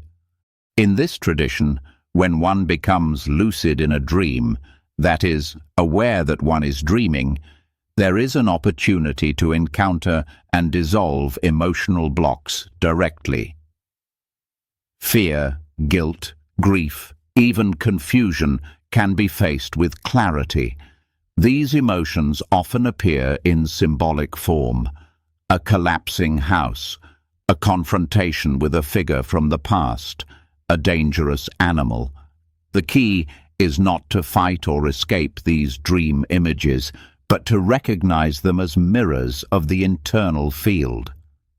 Instead of reacting, the practitioner brings awareness to the image and studies the emotion underneath it. This subtle shift, awareness without identification, is the first step in emotional purification. In Yogavatara manuals, dream awareness is cultivated through a combination of daily mindfulness, pre-sleep intentions, and breath-based concentration. Practitioners are taught to reflect on impermanence and non-self throughout the day, so that when sleep comes, the mind is already trained to notice change. At night, before sleep, they set clear intentions. Tonight, may I know when I am dreaming. Tonight, may I face what is hidden.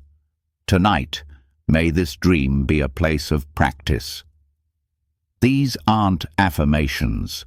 They are mental formations designed to carry consciousness across the threshold into the dream world.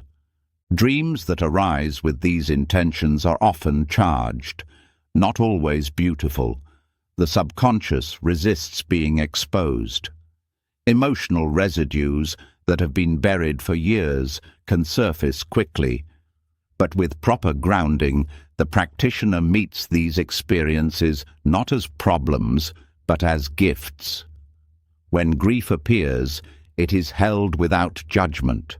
When fear arises, it is studied, not avoided. And over time, the energy behind these emotions begins to change. They lose their grip. They lose their urgency. The dream itself becomes a ritual space where karmic patterns are revealed, witnessed, and released.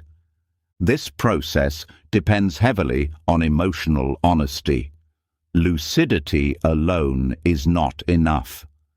Without mindfulness and clear ethics, lucid dreams can become just another form of desire or control. But in Yogavatara practice, the dream is approached with reverence. The practitioner does not manipulate the dream for pleasure. They enter it with humility, aware that the dream figures may carry important messages. A terrifying figure may represent suppressed rage. A weeping child may reflect ignored vulnerability. Even familiar environments can change tone, reflecting how the emotional mind perceives safety or danger. The goal is not to create the perfect dream. The goal is to use the dream to cleanse what daytime awareness often avoids. Emotional purification in the dream state happens when the heart lets go of its resistance. It might look like finally forgiving someone, not through thought, but through direct experience. It might feel like crying in the dream and waking up lighter. It might involve facing a situation that once caused shame and responding with clarity instead of collapse. These moments don't just change the dream, they change the mind. The subconscious accepts what happened. The nervous system integrates it, and sleep begins to carry a deeper purpose. Because these traditions understand the mind as layered, they teach that deep emotions can only be transformed when they are seen from multiple levels. Daytime mindfulness addresses surface reactions, but dreams access the more ancient patterns, the ones that formed long before you had words for them. The patterns that show up in relationships, in unexpected triggers, in chronic anxiety. When you become conscious in dreams, you enter a place where these patterns can be reshaped, not through will, but through presence. One of the unique teachings in this lineage is the use of sacred syllables or mantras inside the dream. Practitioners are taught to repeat certain sounds while dreaming, silent or vocalized. These sounds serve as stabilizers.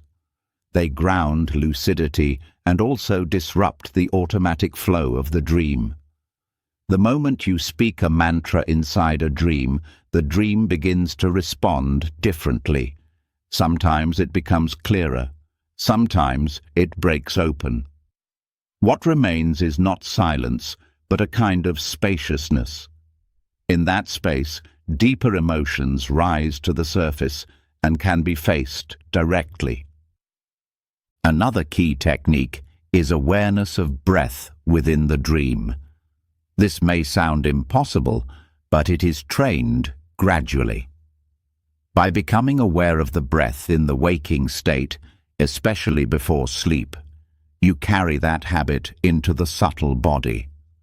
In dreams, breath sensations are symbolic, but the awareness of breathing, rhythm, constriction, expansion, offers a direct doorway into the emotional state. You might notice the breath stop in a dream when facing a fear. That's a clue. You meet it, breathe through it, and watch as the emotion behind it begins to melt. This is not just dream control. It is karmic purification through embodied presence. Dreams, in this view, are not private cinema. They are communication, not from outside, but from the deeper layers of your own psyche. The more you listen, the more coherent they become. And over time, even disturbing dreams lose their edge. They become part of the inner conversation, part of the unfolding. The practitioner wakes up not just with rest, but with insight, not just with memory, but with transformation. There are accounts in Yogavatara texts of advanced practitioners who used lucid dreams to rehearse compassion, to meet beings of light, to release ancestral trauma.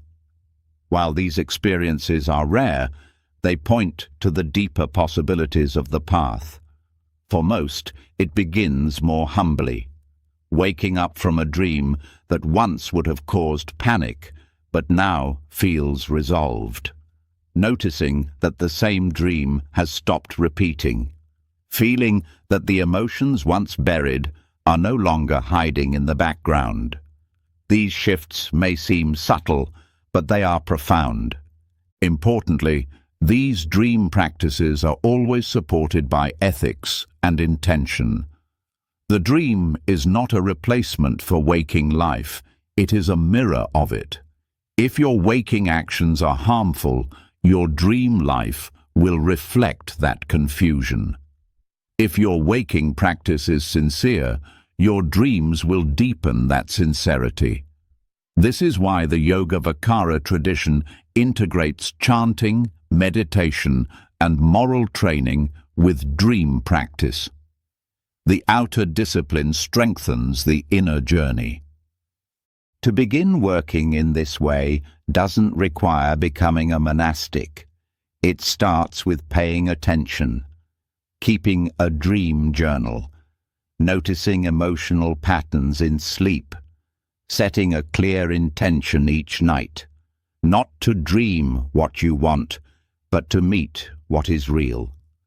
A willingness to face what arises with patience and curiosity. And slowly, the relationship changes. You no longer see dreams as distractions. You see them as teachers.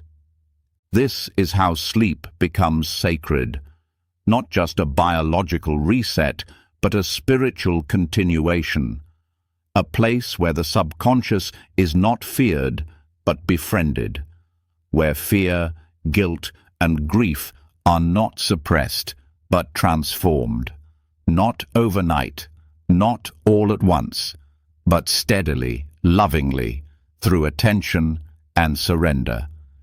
And with each dream that becomes a little clearer, with each fear that dissolves a little more, you step closer to what the Yogavatara path ultimately reveals, that even in darkness, even in the unknown, awareness remains. And where awareness is present, liberation is always possible.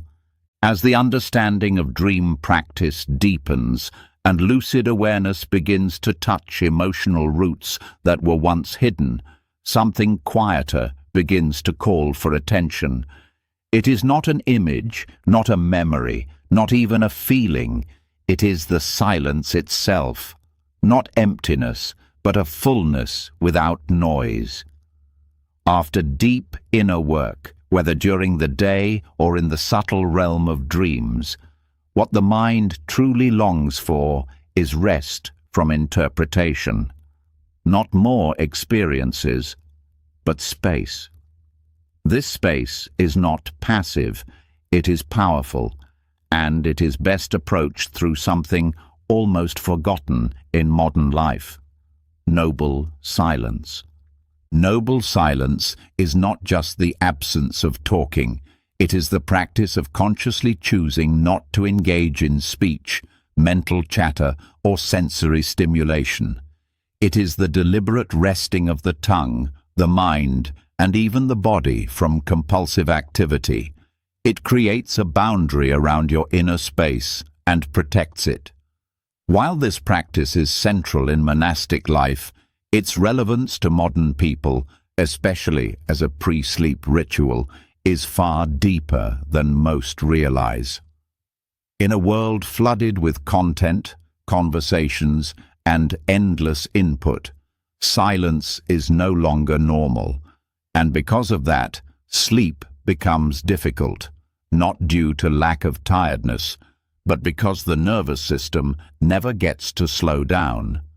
As sleep approaches, the body begins to prepare. Hormones shift, breath deepens, heart rate slows. But the mind, especially in overstimulated environments, often doesn't follow. It remains active, interpreting, replaying, calculating. This is where noble silence becomes a bridge. It tells the mind, there is nothing left to say. There is nowhere left to go. You are safe to rest now. And with this message, something begins to soften. The inner machinery winds down. The emotional residue of the day, which is often amplified by retelling and verbal repetition, starts to lose fuel. One of the most overlooked benefits of silence before bed is emotional containment. Throughout the day, we speak not only to communicate, but to process. We explain our emotions to others and to ourselves. We describe problems repeatedly, but this constant processing can become a loop. By narrating our pain or frustration endlessly, we often keep it alive. Silence interrupts that cycle, not by repression, but by stillness. It invites a deeper layer of intelligence to emerge, one that doesn't rely on words. In that quiet, the nervous system senses that it is no longer under attack. There is no need to prepare a response, no need to rehearse or defend. This is what creates emotional stability. Physiologically, silence activates the parasympathetic nervous system. This is the rest and digest mode, the state where healing begins. In contrast, constant conversation, screen time, and multitasking trigger the sympathetic response, keeping the system alert. Many people lie in bed without understanding that their brain is still in active mode. Even without external noise, internal talking, mental conversations, inner rehearsals keep the stress response alive. Noble silence, practiced intentionally in the hour before bed, helps deactivate that mode. It gives the body a clear signal. We are done for today. The silence also restores the sense of presence. When there is no talking and no external input, you begin to notice small things. The texture of the sheets, the rhythm of the breath, the sound of night outside the window. These sensations are grounding. They bring awareness back into the body. And the body, when noticed in this way, feels safe. Safety is what sleep requires. Without it, the body cannot fully release. A common misunderstanding is that silence is empty or boring, but true noble silence is full. It is rich with subtle awareness. The absence of talking is not a void, it is a canvas on which deeper truths begin to appear. The mind, given space, starts to organize itself. Emotions rise and settle naturally. Thoughts slow without needing to be forced. The mental energy usually spent on reacting is redirected toward integration. You feel more whole, more contained. This containment is what supports sleep. To apply noble silence before sleep, the approach must be intentional. It is not just about being quiet. It is about protecting your inner field from new inputs. That means turning off digital devices at least an hour before bed. It means resisting the urge to scroll or send one last message. It means stepping away from conversations that activate emotion, even if they are not negative. It also includes choosing not to start internal dialogues, conversations that happen in your head even when no one else is present. You tell yourself, "This can wait. Now is the time to rest." Creating a ritual around this helps. Dimming the lights, reducing movement, sitting quietly with a warm cup of tea, or simply breathing mindfully. These are not techniques for relaxation. They are signals to the nervous system. We are shifting states. Over time, the body begins to anticipate this routine. It knows that silence means safety, safety means stillness, and stillness makes rest possible. There is also a deeper layer to noble silence. In Buddhist monastic practice, noble silence is linked to the cultivation of wisdom. When the tongue rests, the mind listens. Without the distraction of speech, inner patterns become clearer. Even in lay life, a few minutes of real silence before sleep can reveal what has gone unnoticed all day. Perhaps a resentment you didn't realize you were carrying, or a joy you forgot to feel. Silence is not just an absence, it is a teacher. Emotional detox through silence happens when we stop adding more to what's already full. The mind is like a container.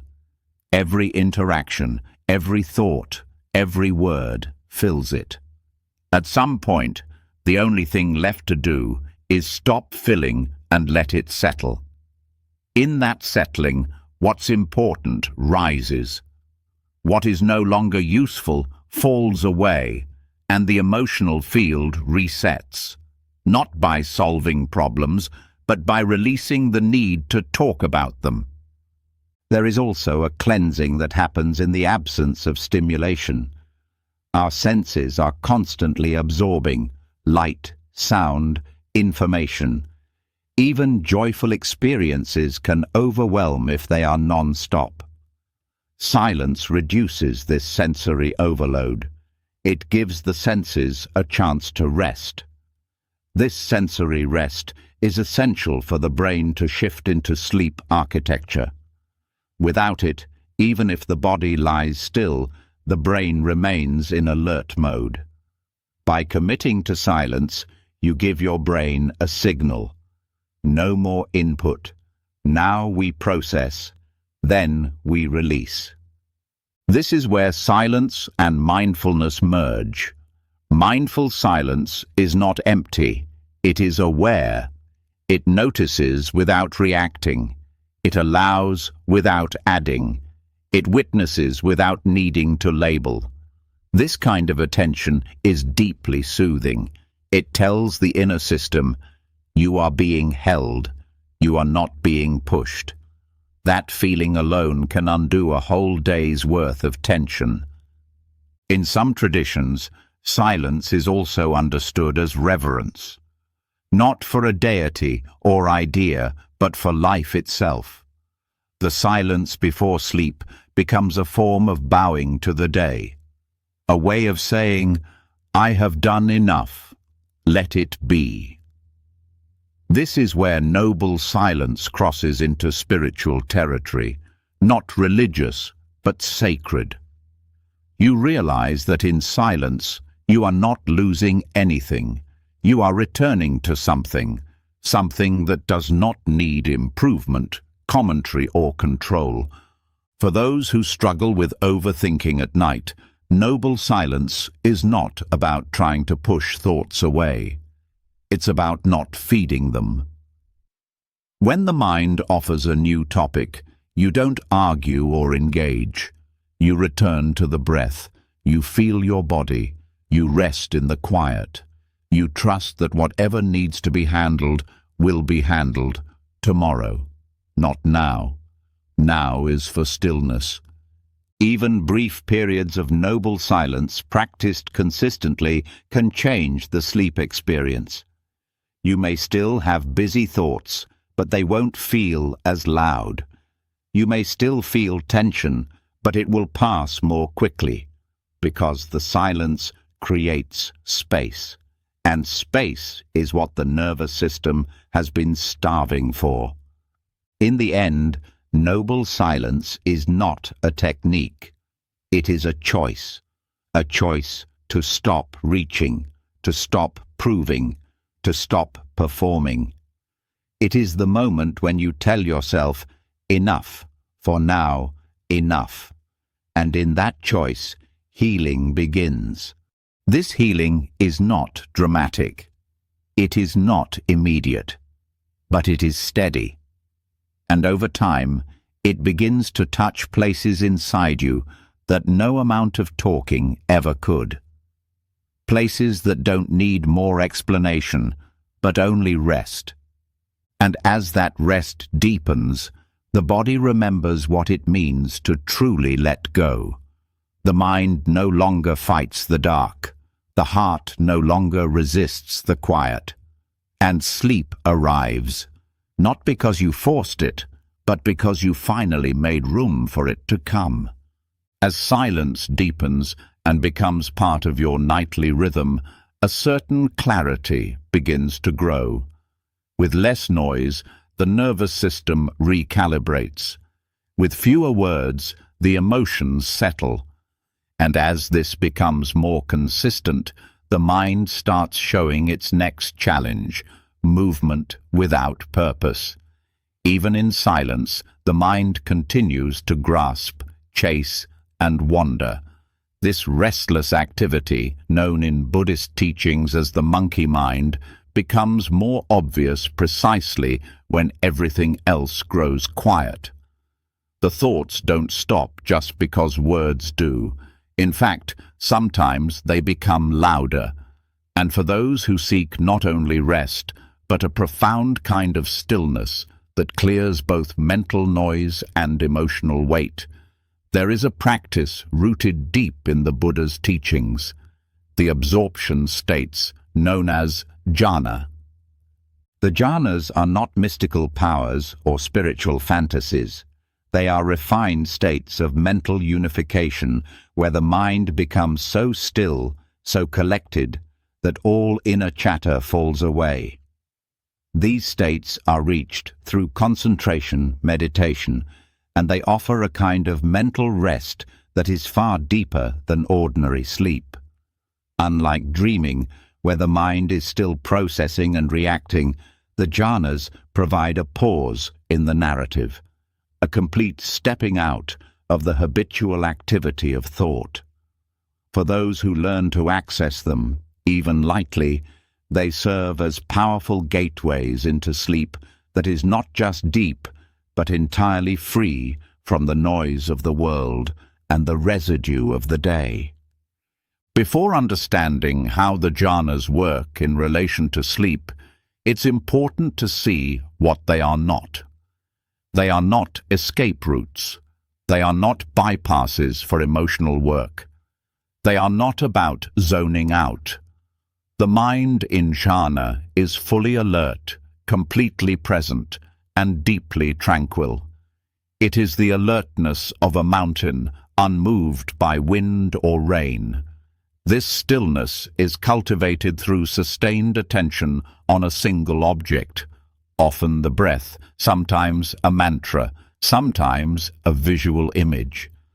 As attention deepens and distractions fade, a natural progression begins. The body softens. The heart lifts. Joy arises, not from stimulation, but from the absence of disturbance. What makes jhana so different from other states of calm is the degree of stability. Once the mind enters the first jhana, it no longer flits between thoughts. It stays anchored. The inner critic, the planner, the commentator, these voices disappear. In their place is a deep internal coherence. The mind, no longer fragmented, gathers itself fully. And in that gathering, rest is not just mental, it becomes cellular. The entire nervous system enters a new rhythm. For sleep, this is transformative, because what keeps people awake is rarely just external stimulation. It's the inability to stop reacting. Thoughts arise, and the mind responds. A memory flashes, and the heart contracts. Jhana training reverses this pattern. It teaches the mind not to follow, not to grab, not to resist. It introduces the possibility that you can be fully conscious, completely aware, and yet undisturbed. And when the mind learns that, it doesn't need to hold on anymore. It can drop into sleep, not through exhaustion, but through mastery. Practicing toward jhana begins long before bedtime. It starts with developing concentration in daily life. Every time you bring attention back to the breath, you're training the mind to return. Every time you notice distraction and release it without judgment, you're building the conditions for stillness. This process is slow. It requires patience, but each step strengthens the mind's ability to stay with one object long enough for the deeper calm to arise. As you move towards sleep, instead of shifting to passive relaxation, you can stay with the breath intentionally. Not as a technique to fall asleep, but as a way to enter clarity. Let the breath be soft, continuous, effortless. Rest your attention there, not forcing it, not drifting from it.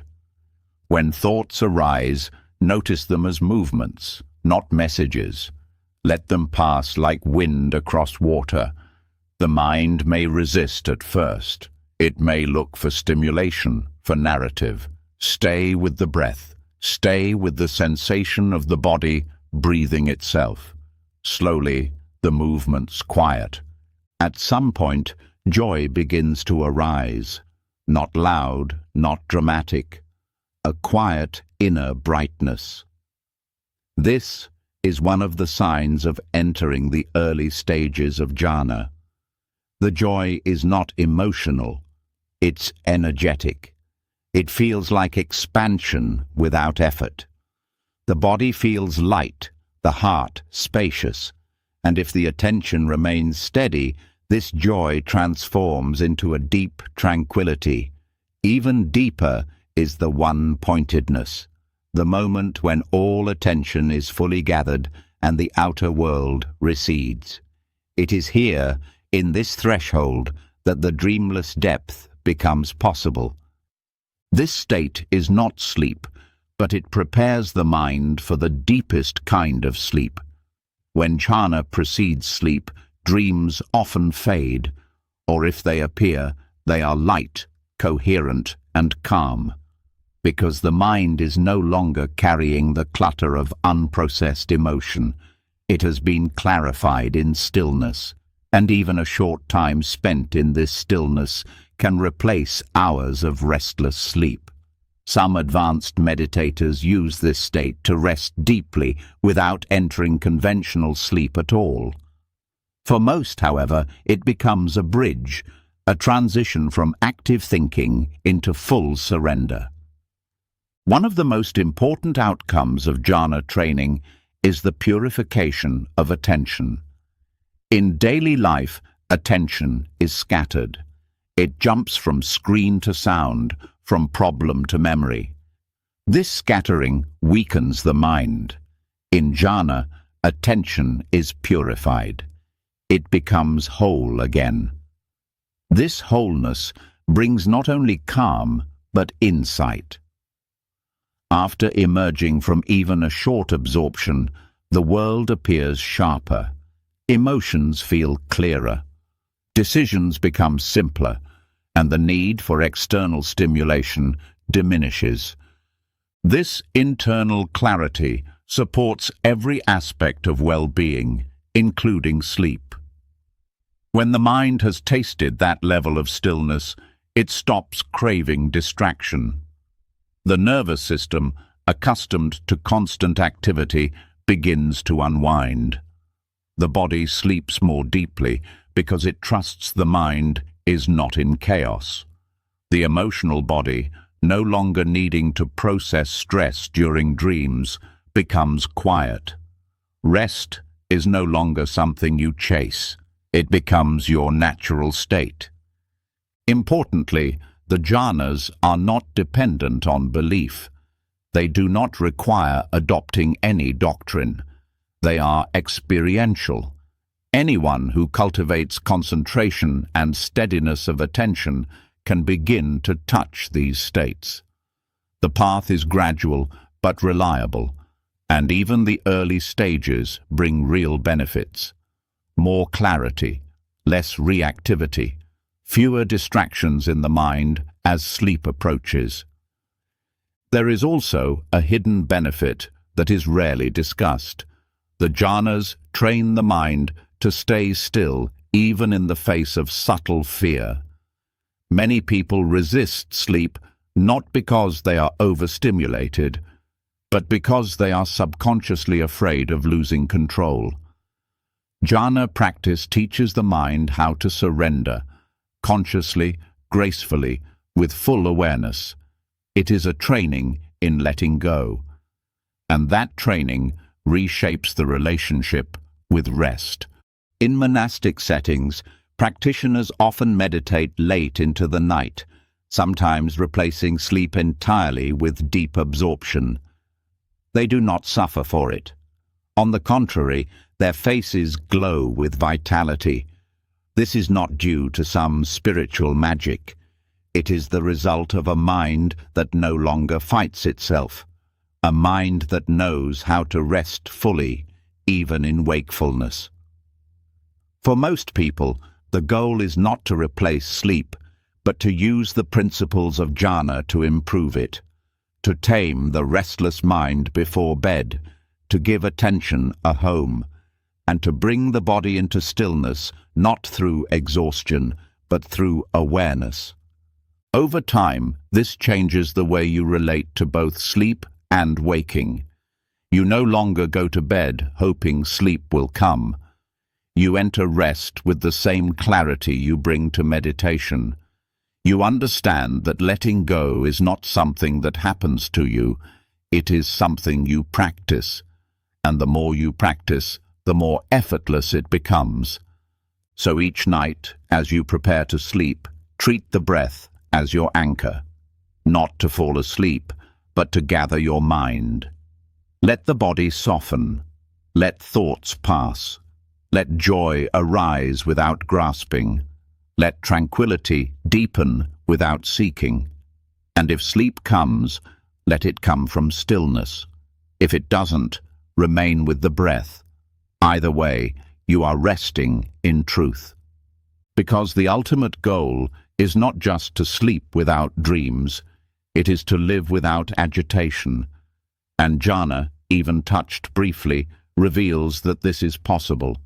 Not someday, but here, now, in this breath, in this stillness, where the monkey mind finally settles and the heart remembers how to be quiet.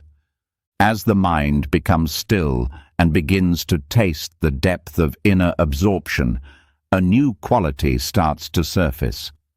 An awareness that does not just rest, but begins to radiate. Beyond silence, beyond concentration, there is a subtle shift in intention.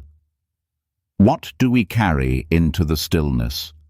What energies remain in the emotional body after the thoughts have quieted?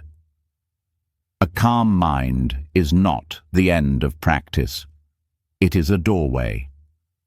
The next step is learning how to hold the heart in balance, how to make sure that what lives beneath the quiet is not tension disguised as peace, but true emotional harmony. In Buddhist teachings, this refinement of heart is cultivated through the 4 divine abodes, or Brahmaviharas: loving kindness, compassion, sympathetic joy, and equanimity. These are not distant ideals. They are real, daily practices that, when embodied, create the perfect conditions for restful, regenerative sleep. Each of these qualities has a particular function in emotional healing. They are not interchangeable.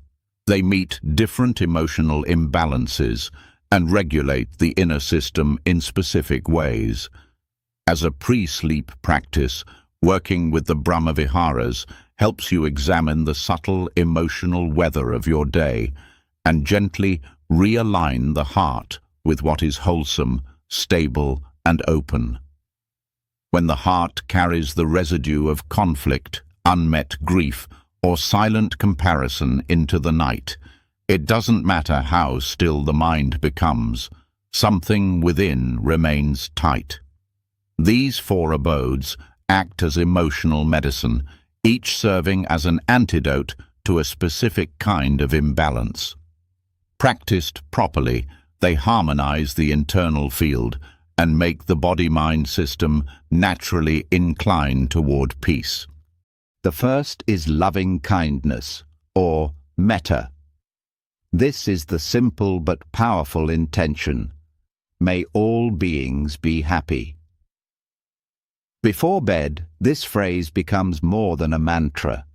It becomes a way to review the day through a lens of generosity. Where did kindness arise naturally? Where was it withheld?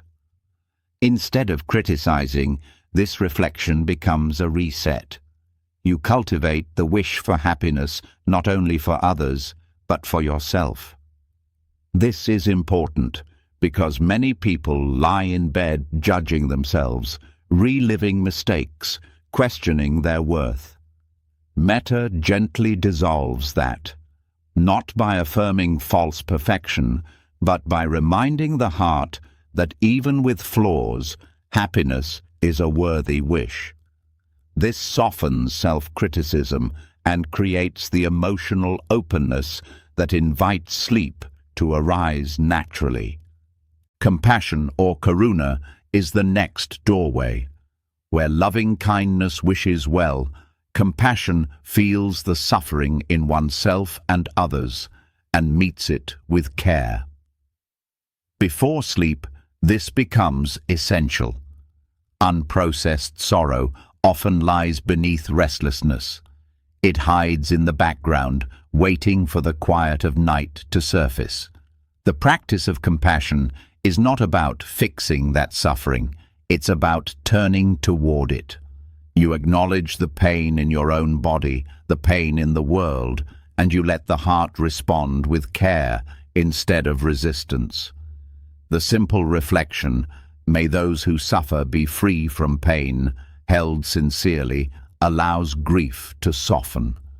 It creates an emotional holding environment where nothing is denied, but everything is met. And when suffering is seen without fear, it begins to release its grip. The breath deepens, the body lets go, and sleep comes not by force, but by emotional readiness. The third Brahma Vihara is sympathetic joy, or mudita. This is the ability to feel happiness not from your own achievements, but from the success and joy of others. For many people, subtle forms of comparison and resentment keep the emotional body tense. Even small thoughts, why did they succeed while I struggle? Why don't I have what they have? Can leave an emotional residue that follows you into bed. Mudita is the antidote. It trains the heart to rejoice in others' well-being. This doesn't mean pretending or denying your own desires. It means recognizing that someone else's joy doesn't threaten your worth.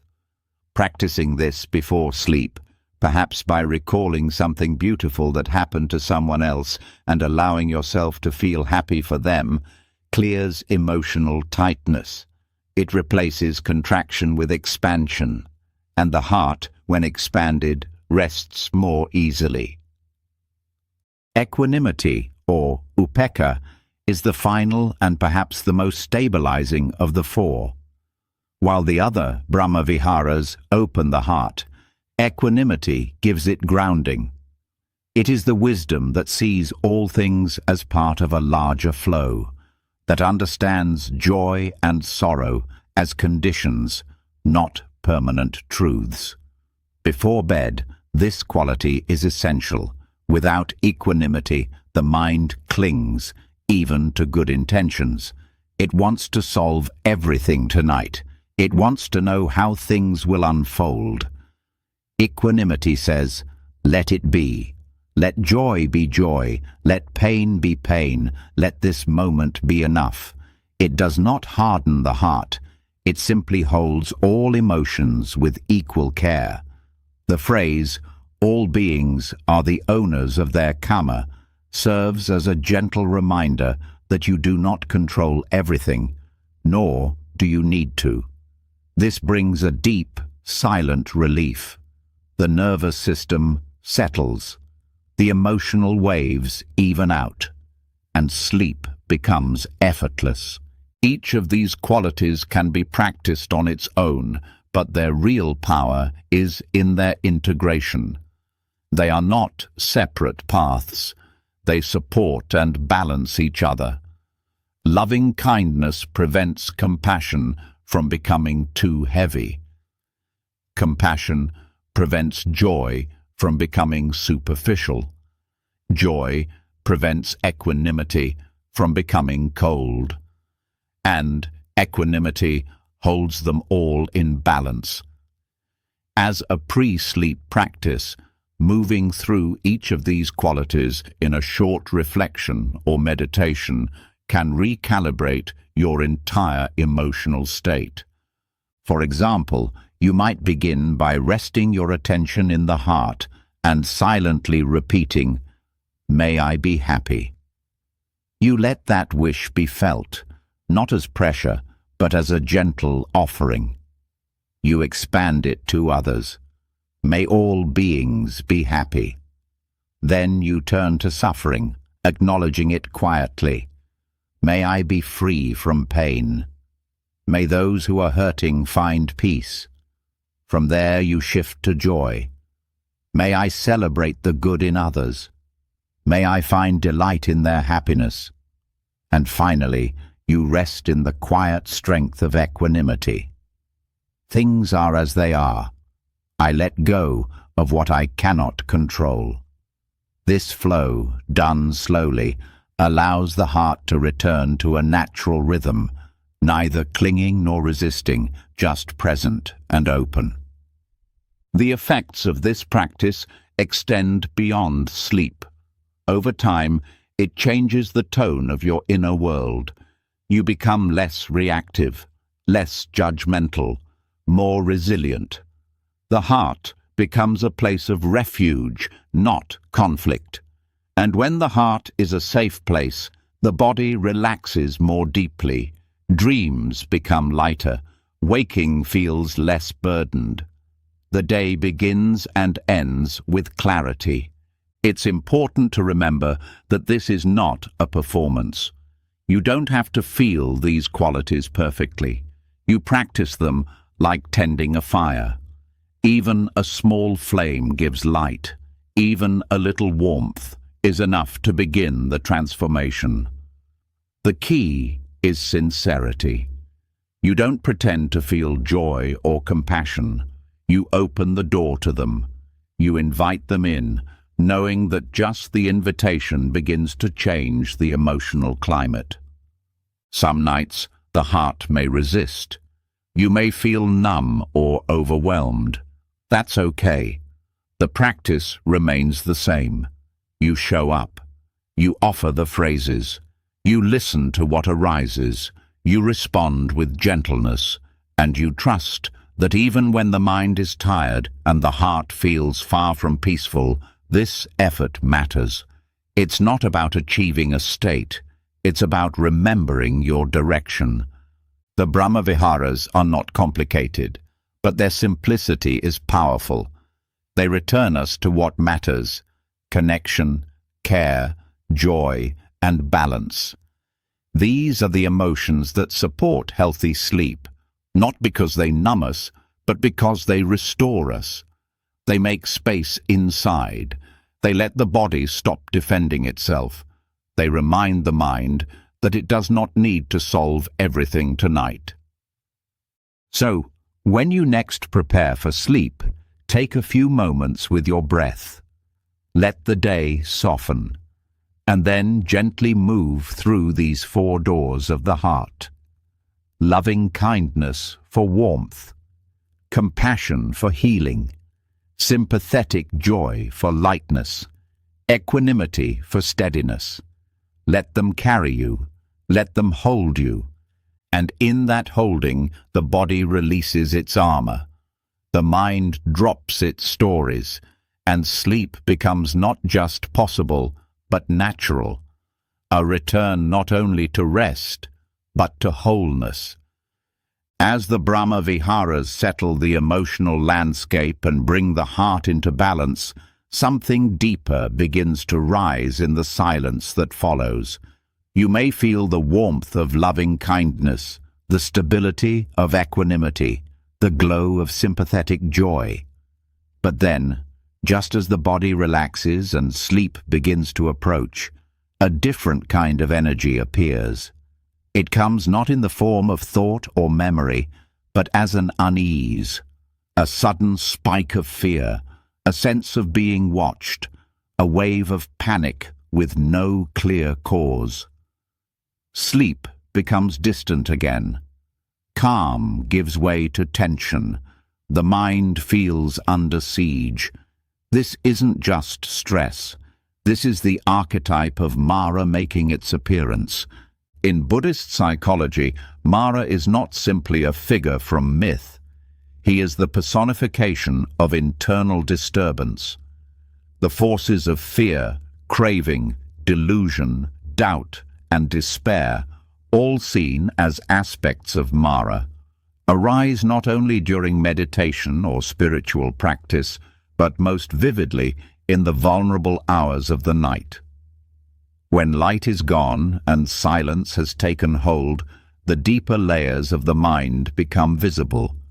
And Mara, in this context, is the name we give to the energies that try to pull us away from clarity, from stillness, from insight. Night terrors, insomnia, racing thoughts, and unexplainable anxiety that creeps in as sleep draws near are often seen as psychological disturbances. But from a Buddhist lens, these can be understood more symbolically. They are not random. They are patterns. They are expressions of resistance. not to sleep itself, but to the surrender that sleep requires. Because to sleep well, the self must soften, control must be released, the body must be trusted, and for a mind still under the influence of fear or past wounding, that surrender can feel dangerous. This is where Mara enters, not as a demon outside of you, but as the mental habits that keep fear alive. His voice might say, "You're not safe. What if you can't sleep again? Something is wrong." These thoughts trigger the body's defense system. The heartbeat rises, breath shortens, muscles tighten, and the cycle of insomnia begins, not from fatigue, but from psychological resistance. Recognizing Mara in these moments is the first step toward liberation, because what you recognize, you no longer believe blindly. The Buddha himself faced Mara under the Bodhi tree on the night of his awakening. He did not fight. He did not run. He simply sat with unwavering presence. Mara brought every fear, every distraction, every temptation. The Buddha responded with mindfulness and equanimity. "I see you, Mara," he said. That phrase is the essence of this practice. You see what arises, and in seeing clearly, the grip begins to loosen. When insomnia or night fears appear, instead of seeing them as problems to be fixed, you can begin to approach them as visitors. Ask, what energy is here right now? Is it fear of not being in control? Is it anxiety about something unresolved? Is it a deep feeling of unworthiness? Whatever it is, turn toward it. Stay connected to the breath. Notice how the fear moves in the body. Feel where it lives. Is it tightness in the chest? Tension in the throat? Don't analyze it. Don't argue with it. Simply say, "I see you." That acknowledgement weakens Mara's power. Often, night terrors are tied to unprocessed memories or subconscious trauma. They rise in sleep because that is when the cognitive mind lets go. And Mara uses this opening. He amplifies what has not yet been met with compassion, but again, the solution is not suppression, it's awareness. If a nightmare wakes you, instead of resisting the fear, sit with it, breathe into it. Ask the body what it needs, often just by naming what happened. That was fear, that was helplessness. You create space, and in that space, healing begins. Another manifestation of Mara is doubt. At night, the mind becomes very clever. It begins to question everything. Why am I not healed yet? Is this practice working? What if I'm doing it wrong? These thoughts don't help. They tighten the mind. They pull you into spirals. But when you see them as doubt rather than truth, something shifts. You remember that Mara is tricky. His power comes from appearing real, but doubt is only thought, not fact, not prophecy, just a passing mental event. The body, too, is affected by these energies. Mara doesn't only appear in the mind. He shows up as restlessness, twitching, sudden heat, or a sensation of being unable to settle. These are somatic echoes of unresolved fear. The body remembers what the mind has buried, so instead of fighting these sensations, treat them as messengers. You can use gentle body awareness, scanning from head to toe, slowly softening each area. Let the body feel your attention. Let it know it's being listened to. This level of presence weakens Mara's influence. The body responds to kindness more than control. There's also a more subtle way Mara operates, through false urgency. The mind suddenly believes something must be done right now. A message to send, a task to complete, a decision to make. This is illusion. At night, this urgency is rarely true. It is the nervous system, triggered by the undercurrent of Mara's presence, trying to restore control. You must remember, urgency is a trick. The truth of the moment is rest. You are not required to solve everything before sleep. You are allowed to put it down. Some practitioners find it helpful to set a boundary with Mara. This is not repression, it's clarity. You can say, silently or aloud, "Not now. This is not the time. You will not guide me tonight." This act of setting intention helps the subconscious rewire itself. Over time, it learns that night is for healing, not struggle. The role of compassion in facing Mara cannot be overstated. When fear arises, it's tempting to blame yourself, to think you are broken or weak. But this only strengthens the cycle. Compassion says, "Of course, fear is here. The world is difficult. Life has been uncertain. This compassion must be real. You are not being indulgent. You are meeting the wounded places inside you that have never known safety. That meeting is what Mara cannot survive." Breathwork can also support this process. Long, slow exhales activate the parasympathetic nervous system. Breathing in for 4 counts, holding briefly, and exhaling for 6 to 8 counts can bring immediate calm. When fear rises, do not try to force it away with thought. Bring attention to the breath. Feel it as an anchor. Let the rhythm soothe the storm. The body listens to breath more deeply than it listens to logic. Mantra can also help. Simple phrases like, "This too shall pass," or "I am here, I am safe," repeated gently in rhythm with the breath, offer stability. They are like lanterns in the dark, small lights that guide the mind back to presence. These words are not meant to overpower fear, but to walk beside it.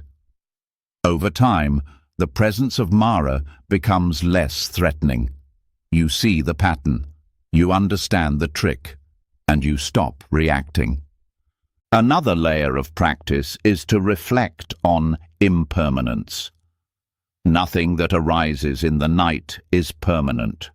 No fear lasts forever. No emotion, no thought, no image. All of it is movement. When you stop trying to escape it and begin to watch it, you remember that you are not the content of your mind. You are the awareness that sees it. This changes everything. Overcoming Mara is not about eliminating fear. It's about ending identification with it. When you wake in the night with your heart racing and thoughts spinning, you don't have to become the one who is panicked. You can become the one who notices, the one who breathes, the one who stays. With consistent practice, this changes the sleep cycle. The mind no longer fears the night. The body no longer resists rest. Even if disturbances arise, they no longer have the same power. You know the territory. You recognize the pattern. You meet it with calm. And in that calm, Mara fades. Not because you defeated him, but because you saw through him. This is the essence of liberation, not the absence of fear, but the freedom from being ruled by it. Sleep, then, becomes sacred again, not just unconsciousness, but a return to trust, a letting go that is full of presence, a descent not into darkness, but into rest that knows how to hold even the shadows without being shaken. This is your power, not to avoid Mara, but to look him in the eye, and to say with all the strength of your silent awareness, I see you, and I'm not leaving. After witnessing Mara with calm attention and not turning away, the heart gains something subtle but important: confidence. Not in the sense of control, but in the trust that you no longer need to run. Even when fear rises, even when the mind tightens or the body resists, you know now that presence is enough. But what allows presence to move from something reactive to something intentional is the skillful blending of awareness with understanding. In Buddhism, this is referred to as sati sampajanya, mindfulness paired with clear comprehension. This twofold awareness is not only central to practice during the day, but it becomes especially powerful when applied during the delicate transition between wakefulness and sleep. Often, mindfulness is misunderstood as merely being aware of the present moment. But sati on its own is only part of the picture. It means memory, or the ability to keep the object of meditation present in the mind. What gives mindfulness depth is sampajanya, the clear knowing of what is happening, why it is happening, and whether it serves the path toward peace. When both are active, the mind does not just observe, it understands. And this understanding is what refines awareness into wisdom. Without this, even well-practiced mindfulness can become mechanical. With it, awareness becomes intelligent, fluid, and able to respond wisely to every shift in inner and outer conditions. When applied to sleep preparation, this integration of mindfulness and clear comprehension transforms routine into ritual and reaction into refinement. You are no longer just trying to fall asleep. You are learning how to consciously enter rest, not through effort, but through understanding what the body and mind need moment by moment. Instead of rushing to complete tasks and suddenly expecting the nervous system to shut down, you begin to see the entire evening as a descent, a gradual unwinding, guided by attention and insight. This begins by observing transitions. The moment you stop working, the shift from conversation to quiet, the change in lighting, the feeling of closing a door. Each of these small events is a threshold. Most people pass through them without noticing, but with sati sampajanya, these are seen as opportunities to tune in. You start asking with every action, what am I doing? Why am I doing it? What state of mind is present? This doesn't create tension. It cultivates intimacy. You become a careful steward of your own mind state, gently guiding it towards stillness. Even physical actions, like brushing your teeth, turning off lights, folding clothing, can become practices. Not in a forced way, but as points of contact with the body and breath. You begin to use these moments to center attention and bring kindness into motion. As you move, you are not just completing tasks, you are caring for the conditions that make rest possible. You are meeting each step with clarity. Not only am I brushing my teeth, I am preparing this body for recovery. Not only am I turning down the bed, I am signaling to the nervous system that the day is complete.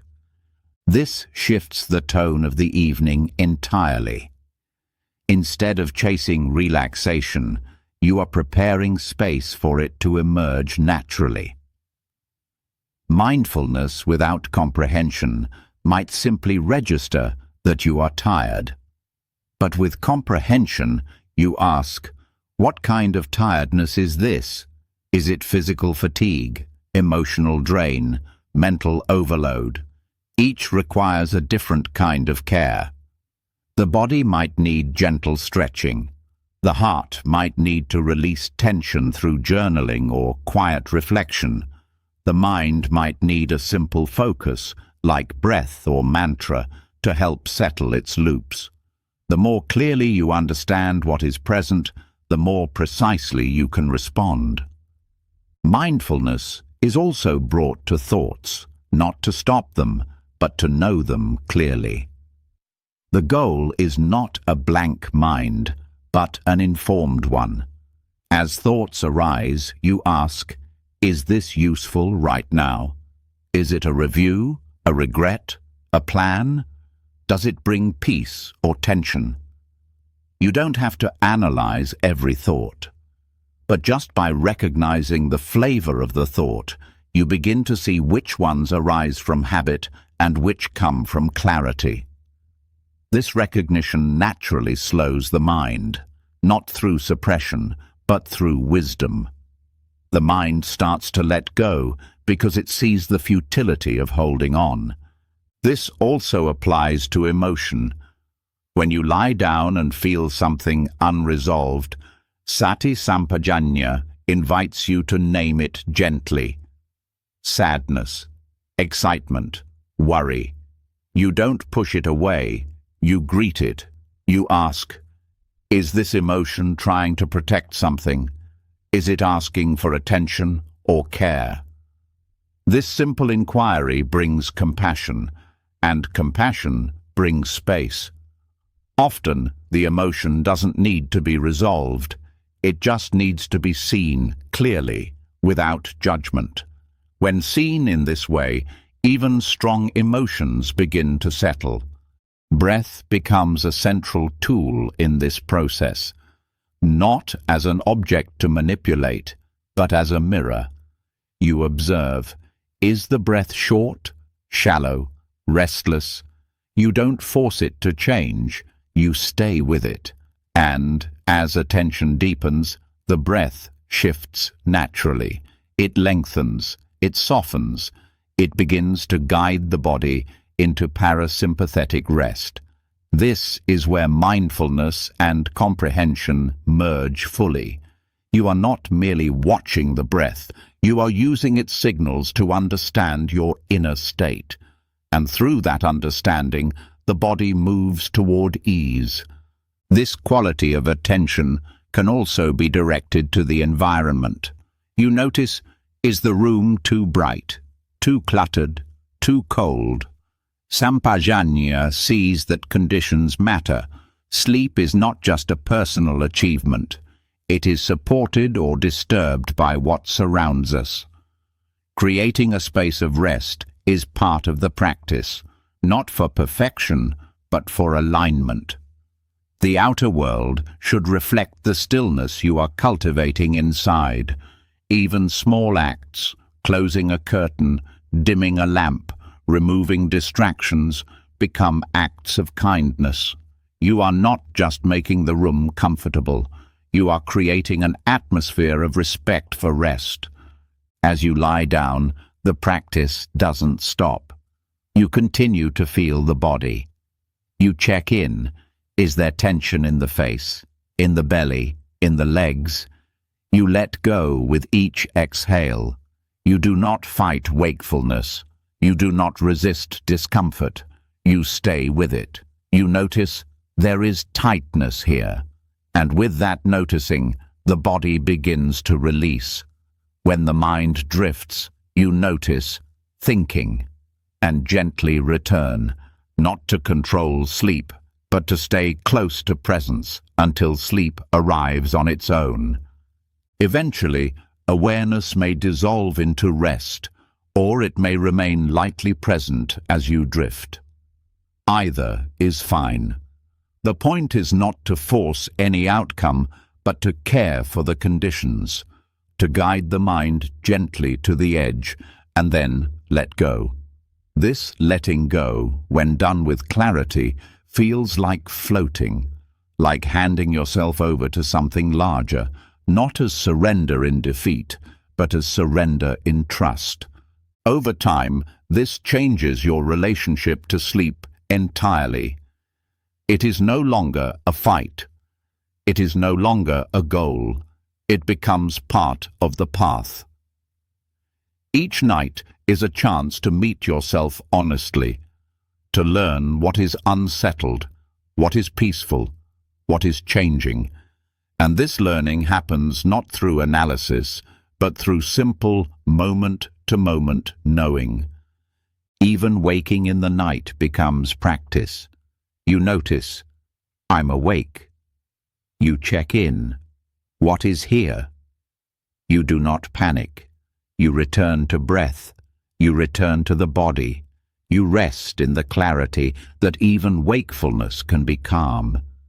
The mind learns that it is not the enemy of sleep. It is the vehicle through which sleep arrives when treated with patience and understanding. This practice does not require special conditions. It only asks for sincerity and consistency. The more often you meet your evenings with awareness and comprehension, the more your nervous system begins to trust the process. It starts to recognize the signs. This is the time for letting go. This is the place for rest. With time, even your dreams change. The subconscious recognizes the presence you bring. The themes of control, fear, or avoidance lose power. The emotional field lightens. The inner dialogue becomes kinder. This is not magic. It is the fruit of steady attention, of learning to meet yourself fully, without pressure or judgment. Sati Sampajanya is not something to master.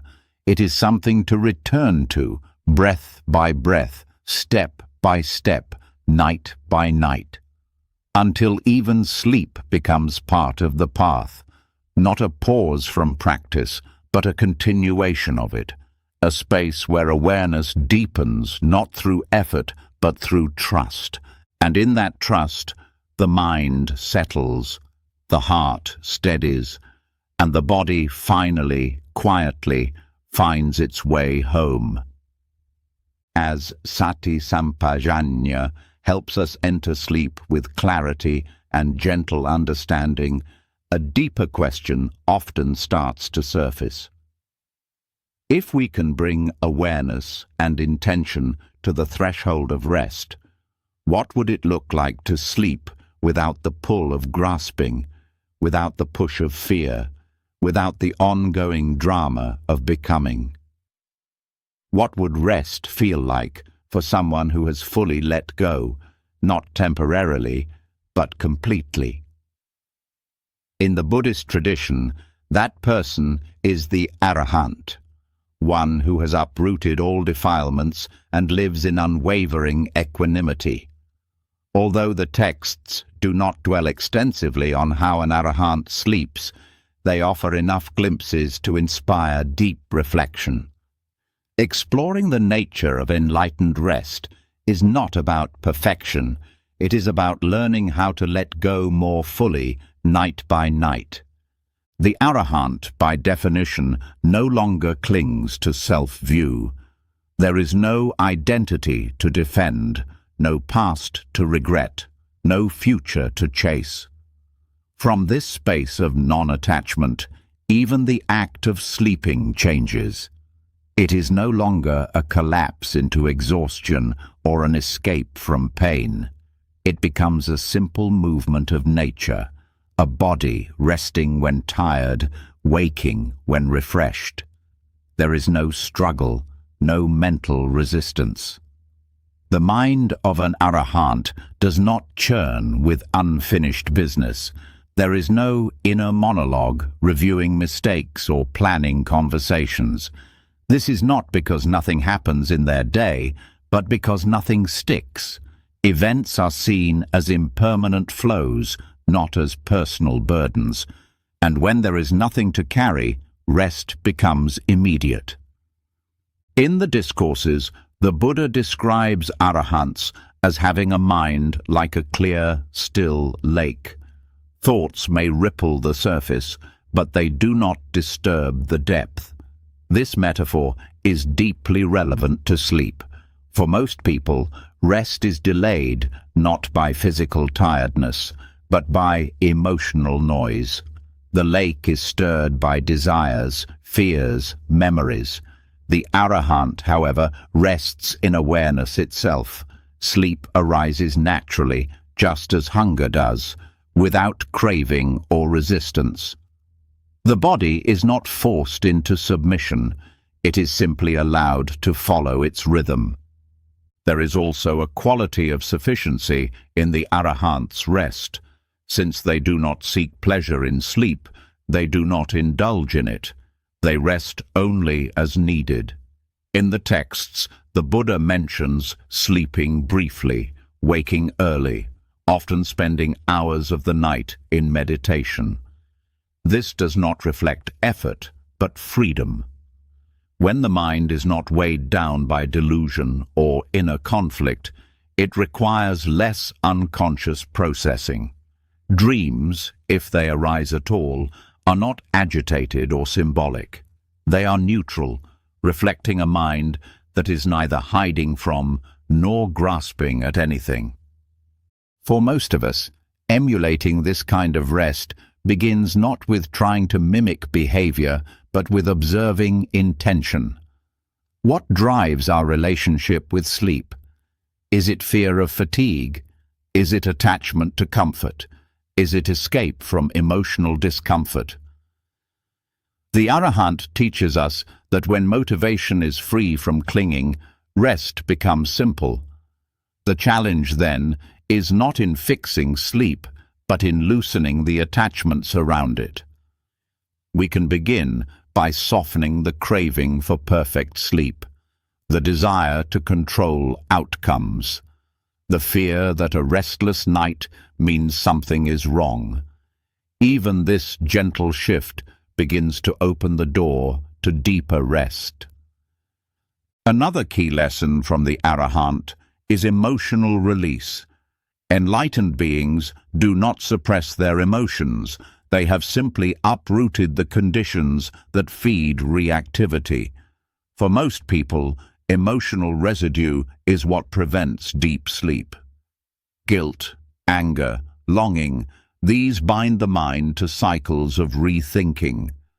But through the practice of mindfulness, loving kindness, and honest reflection, these knots can be loosened. A person who ends their day with forgiveness, humility, and gratitude will sleep closer to the way an arahant sleeps. Not because they've attained enlightenment, but because they have reduced friction. The arahant also brings a unique relationship to the body. Without identification, the body is seen as a vehicle, respected but not worshipped. Sleep is given to the body when needed, not demanded as entitlement. This approach shifts our mindset from needing comfort to allowing rest. It removes the urgency. There is no mental tantrum when sleep is delayed. The arahant does not argue with reality.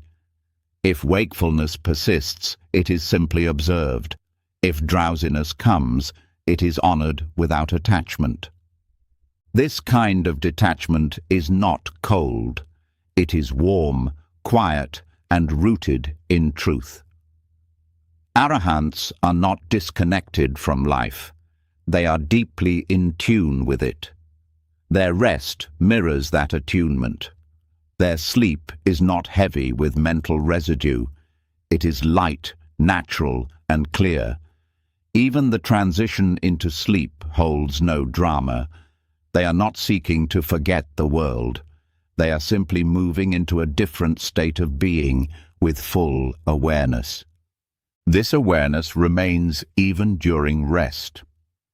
Some advanced meditators report that as the mind becomes more purified, awareness continues in sleep, like a flame that remains lit, even in darkness. This is not the same as lucid dreaming or sleep disruption. It is a subtle presence, a knowing that remains without interference. The Arahant may not cling to consciousness, but they also do not lose it in delusion. This continuity of awareness creates a seamless flow between waking and sleeping. The boundary is not rigid. Rest becomes part of practice. From this perspective, we can approach sleep as a training ground, not as a passive end to the day, but as a continuation of insight. Each night is an opportunity to meet the conditions of the mind with kindness and clarity. Each difficulty, racing thoughts, emotional heaviness, restlessness, becomes a chance to see where clinging remains. The more we practice this, the more the mind begins to resemble that clear lake. Thoughts may arise, but they no longer pull us into story. Emotions pass through, but they do not shake the foundation. This doesn't mean we become detached from life. It means we become less entangled. We sleep not as a reward for achievement, but as a function of balance. Our rest becomes more peaceful, not by accident, but through alignment. With less inner noise, the body sleeps more deeply. With less grasping, the mind rests more fully. It is also important to acknowledge that Arahants do not judge the process. If sleep is disturbed, they do not create narrative. If the body is tired, they do not add resistance. This non-judgment is central. Most sleep problems are made worse by the stories we add. I can't sleep again. Tomorrow will be ruined. There must be something wrong. The Arahant's mind is free from these overlays. They see what is, and they let it be. This is the essence of emotional detachment, not distance, but freedom. Even for those of us still on the path, this lesson can be deeply healing. You do not need to be free of all defilements to rest with a peaceful mind. You only need to stop feeding the ones that arise. When you lie down, you can say inwardly, "There is nothing to do now." Let this moment be enough. These are not affirmations. They are reminders. The mind does not need more information. It needs permission to let go. And as this letting go becomes familiar, sleep no longer feels like falling. It feels like resting back into something that has always held you. A space beyond effort, beyond identity. A space that the Arahant recognizes not as escape, but as part of the same silence that pervades all states of being. What we learn from the Arahant is not a technique. It is a way of relating to life and rest with the same gentle detachment. It is a posture of surrender, rooted in deep understanding. Sleep, like everything else, is conditioned. It arises and passes. What remains is not the experience, but the awareness that receives it. That awareness is the real refuge. And in that refuge, the heart no longer struggles. It simply rests. As the stillness of the Arahant's rest dissolves the boundary between waking and sleeping, another dimension of the path reveals itself. One that doesn't begin or end with the rising and falling of breath, but continues into the subtle spaces where the conscious mind no longer holds control. If waking life can be used for mindfulness, what about dreams? If the enlightened rest without clinging, what does that teach us about the content that continues when we sleep? These questions point to a deeper exploration of the sleeping mind, not as a passive process, but as fertile ground for insight.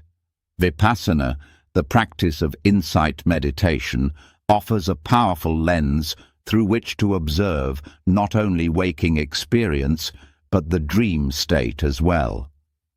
Through this lens, even dreams become part of the path, rich with opportunities to see clearly the nature of impermanence, unsatisfactoriness, and non-self. Dreams are not random. They are structured by the same conditions that shape waking experience: perceptions, memories, habits, and emotions. But unlike in daily life, these mental events appear without the normal constraints of logic or physical context. They emerge freely, revealing how deeply the mind clings to form, identity, and control. In this way, dreams can be seen as distilled mental activity, offering insight into the subconscious patterns we might not notice during the day. This does not mean every dream needs to be interpreted, but it does suggest that when we bring a Vipassana perspective into sleep, we begin to relate to these internal experiences with curiosity and wisdom rather than confusion or aversion. The foundation of Vipassana is direct observation. The meditator watches the body, thoughts, and emotions as they arise and pass. The emphasis is on seeing clearly, not changing the content. When applied to dreams, this attitude becomes invaluable. Instead of getting caught in the narrative of a dream or trying to assign it meaning, we observe the nature of the experience itself. Was there craving in the dream? Was there aversion? Did the self appear as solid, threatened, or inflated? These are not questions of interpretation, but of recognition. They bring mindfulness into the subconscious by highlighting how the same mental habits continue in altered states. Many people find that strong emotions appear more vividly in dreams than they do while awake. Unresolved fear, jealousy, or longing often return in symbolic form. These are not signs of failure, they are opportunities. Insight practice teaches us that emotional energy persists when it hasn't been fully seen. Dreams give us a second chance to recognize this energy, to meet it without judgment, and to understand its nature. When you wake from a dream that left a strong impression, pause and bring mindful attention to what remains. Notice the emotional residue in the body. Is there tightness? Is there sadness? Is there confusion? Stay with the feeling without trying to solve it. Just observe. In that observation, clarity begins to form.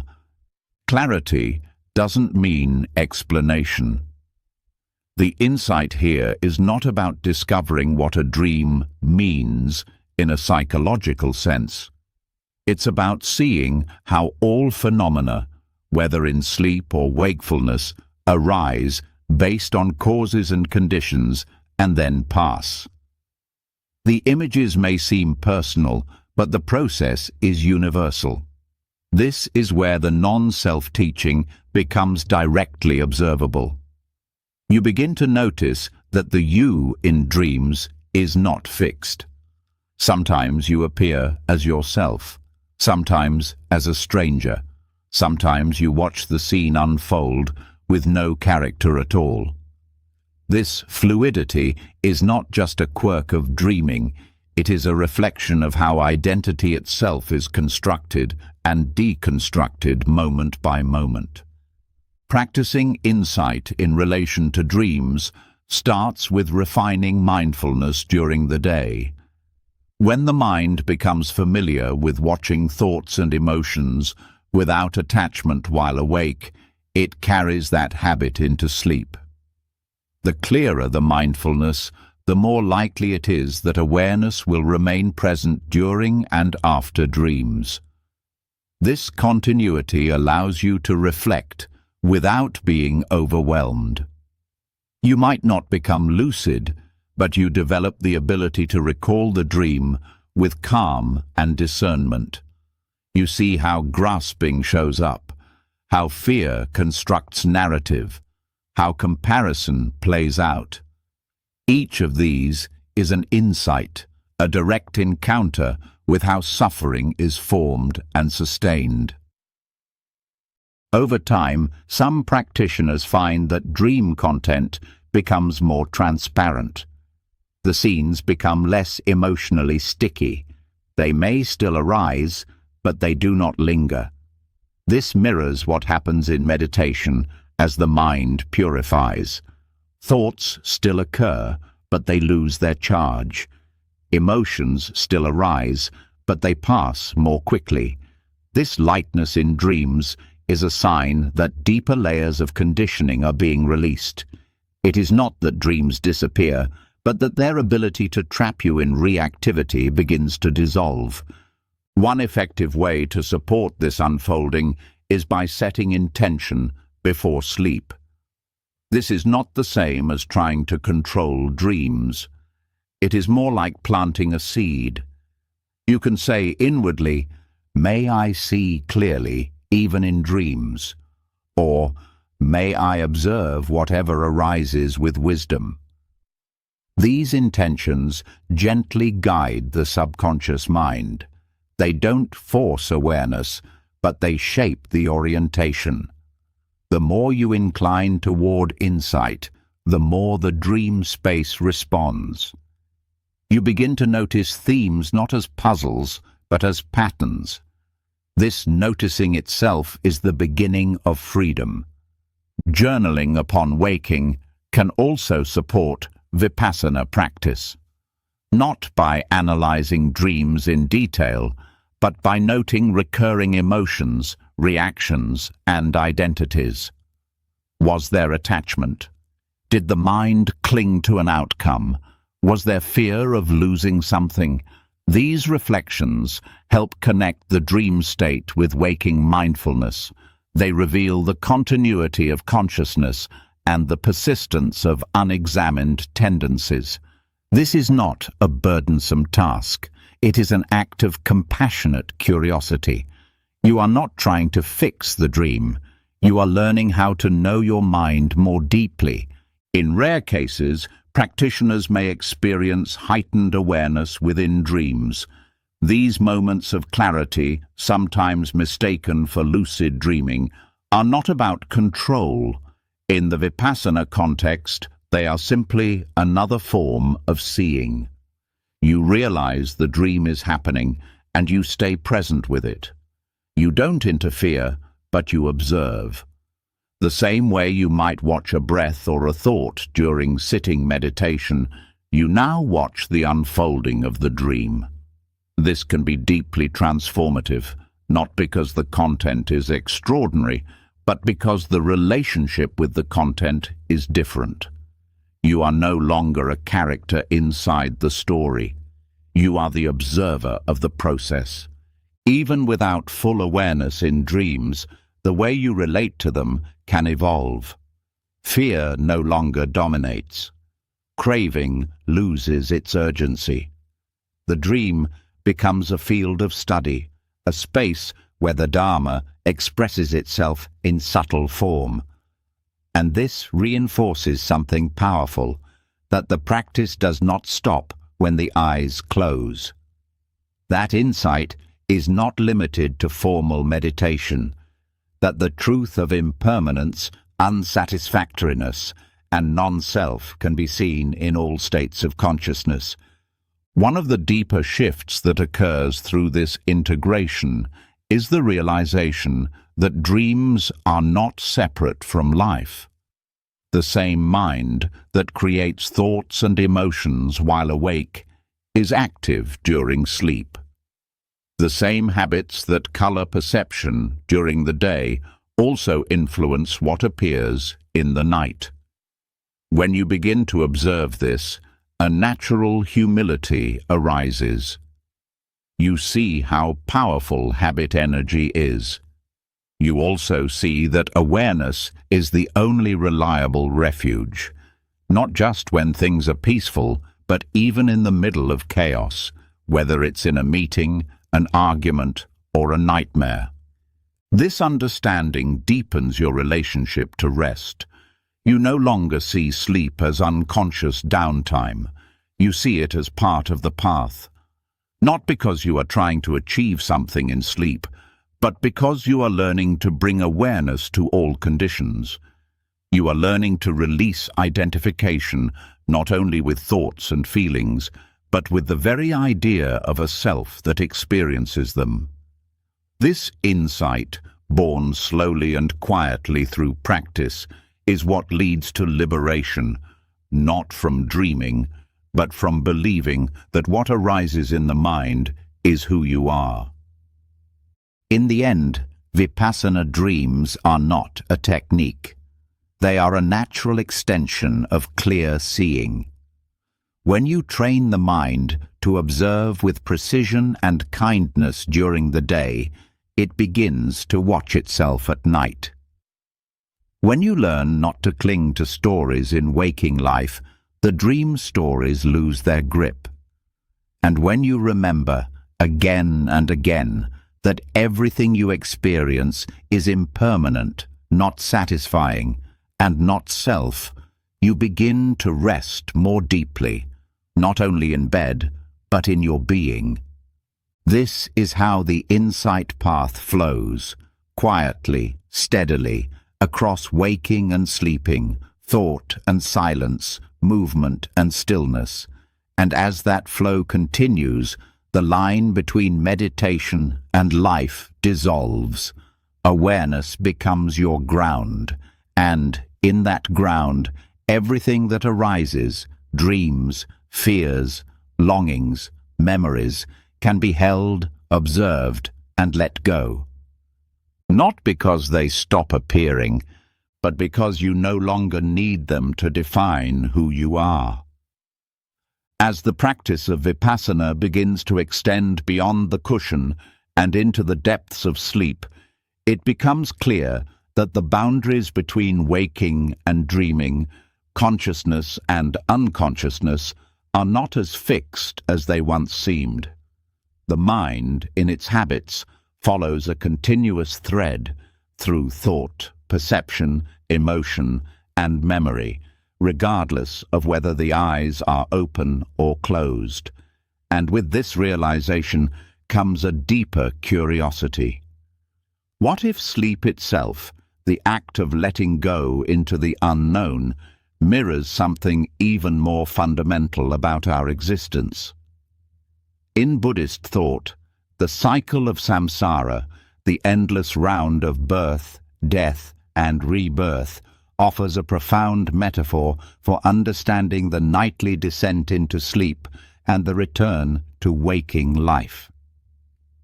This is not merely poetic. The teachings speak to a continuous arising and passing of mental and physical phenomena. Moment by moment, consciousness is reborn through contact with objects, feelings, and ideas. In every experience, something ends and something begins, and this rhythm is echoed each night when the familiar self dissolves into sleep and reappears, freshly constructed, in the morning. The comparison to birth and death is not exaggerated. Both involve transitions into the unknown. Both require surrender, and both reveal the impermanent, fragile nature of what we call identity. Sleep, like death, requires the release of control. The mind, so used to grasping, must let go. The body must soften. Thought must fade. But this surrender rarely happens easily. For many people, the moment before sleep is filled with resistance, anxiety, fear, clinging to what happened during the day, dread about what might come tomorrow. All of this mirrors the grasping that arises in the face of death, the fear of letting go, of disappearing, of not knowing what comes next. In this way, every night offers a kind of training, a gentle opportunity to face impermanence without violence or panic. Understanding sleep through the lens of samsara helps shift our attitude. Instead of seeing rest as a pause in productivity or a temporary shutdown, we begin to approach it as a sacred transition. The day ends, and with it, a version of the self dies. The roles you played, the plans you held, the emotions you carried, they dissolve. You do not carry your social mask into deep sleep. You do not bring your possessions or your status. What remains is only the trace of consciousness, released from identity, floating in the unknown. And in the morning, a new self is born. Not a replica, but a continuation, conditioned by memory, yes, but also touched by the stillness of what came before. This process, when viewed with awareness, becomes a kind of meditation in itself. Each night is an invitation to practice non-attachment, to let the constructed self fall away without fear, to trust the natural rhythm of arising and passing. And each morning is an invitation to start again, not from scratch, but from clarity. The insight here is not abstract, it becomes embodied. You begin to notice how clinging at bedtime leads to restlessness, how the desire to control the transition delays it, how fear of losing the self through unconsciousness, through not waking, through being forgotten, feeds the mind with subtle anxiety. Buddhist teachings describe the moment of death as one of great importance. The mind that is present at death determines the next rebirth. In this view, the final moment of each day also becomes important, not in the metaphysical sense, but as a reflection of your internal training. What mind state are you cultivating as you fall asleep? Is it grasping? Is it regret? Is it peace? These moments matter. They condition how deeply the body rests and how the mind reorganizes itself overnight. This leads to the practice of ending each day with intention. Before sleep, reflect not just on what happened, but on how you meet this ending. You can bring to mind the day as a complete chapter, grateful for its lessons, forgiving of its imperfections, and ready to release it. This is not indulgent, it is practical. A mind that ends the day with closure does not need to loop in the night. Emotional fragments begin to settle. Mental tensions relax. The inner system recognizes that nothing more needs to be done. This practice can be enhanced with a simple phrase, "This day is complete." When spoken with sincerity, it marks the boundary. It lets the mind know it can let go. You are not ignoring your responsibilities or abandoning your path. You are trusting the wisdom of rest. You are aligning with a truth the body already knows, that recovery is not optional but essential, and that letting go is not defeat but skillful means. Understanding the cycle of samsara also helps us relate to sleep interruptions differently. When you wake in the night, you can see it not as a failure, but as another moment in the cycle, another birth. You are present again, not to panic, but to observe, to breathe, to meet what is there.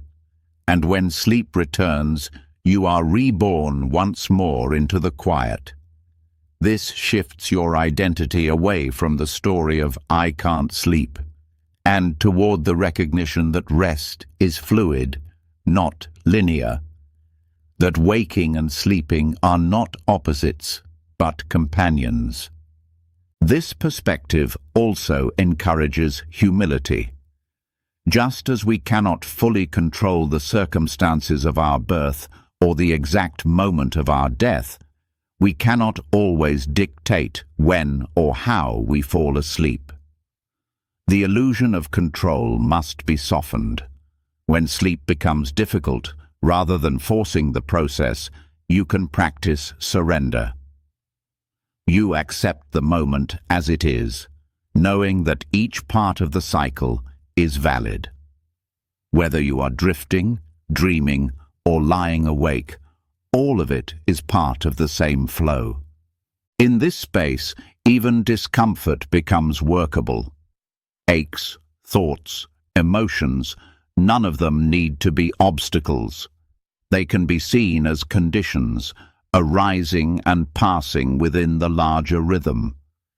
And as you begin to see this, compassion arises. For yourself, for others, for the human condition.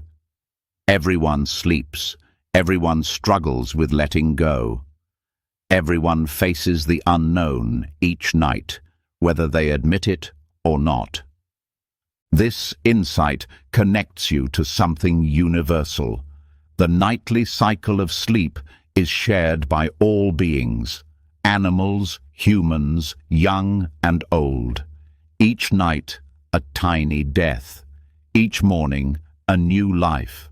And within that rhythm lies the path to wisdom, not by avoiding the darkness, but by entering it with awareness, not by escaping the self, but by seeing that the self is not fixed, not solid, not permanent. This recognition allows you to relax more deeply. The fear of disappearing begins to lose power. The need to grasp begins to weaken. You no longer fight sleep, you enter it. You no longer wake with resistance, you return. And this flow begins to inform not just how you rest, but how you live. You carry less into each day. You release more at the end of each night. In this way, the metaphor of rebirth becomes practical. It becomes something you feel, not just a belief, but a living truth. The cycle of samsara is not somewhere far away. It is right here, in the unfolding of your own breath, your own heart, your own mind. Every night you practice dying. Every morning you begin again. And through that practice, wisdom deepens. This is not meant to add pressure. You are not being asked to perfect the night. You are being invited to see it clearly, to honor it, to use it, not only for rest, but for reflection, not only to reset the body, but to remember what is real.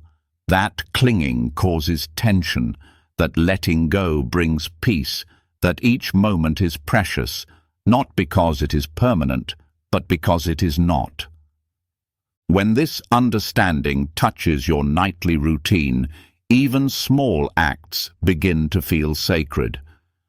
Turning off the lights becomes a gesture of renunciation. Lying down becomes a bow to the truth of impermanence. Letting sleep come becomes a rehearsal for the deepest letting go of all. And through this, you begin to realize that rest is not the absence of doing. It is the fruit of understanding. Sleep is not just a necessity. It is a teacher. Each night, a reminder. Each dream, a mirror. Each awakening, a chance to begin again. Not to be reborn into struggle, but into freedom. Not to repeat the past, but to rest more deeply in the present. And not to fear the ending, but to recognize it as the beginning of peace. As we begin to view sleep through the lens of samsara, where each night is a letting go, and each morning a rebirth, it becomes increasingly important to consider what we carry across that threshold. Every cycle of rest becomes an opportunity to release unwholesome patterns and to reinforce clarity. But what happens when the mind, even after a full day, still feels tangled in confusion? What if lingering doubts, unresolved opinions, or absorbed negativity cloud the space we're trying to surrender into? This is where ethics meets mindfulness, and it's where the Kalama Sutta offers powerful, practical guidance for cleansing the mind before sleep. The Kalama Sutta is often celebrated as a teaching on independent inquiry.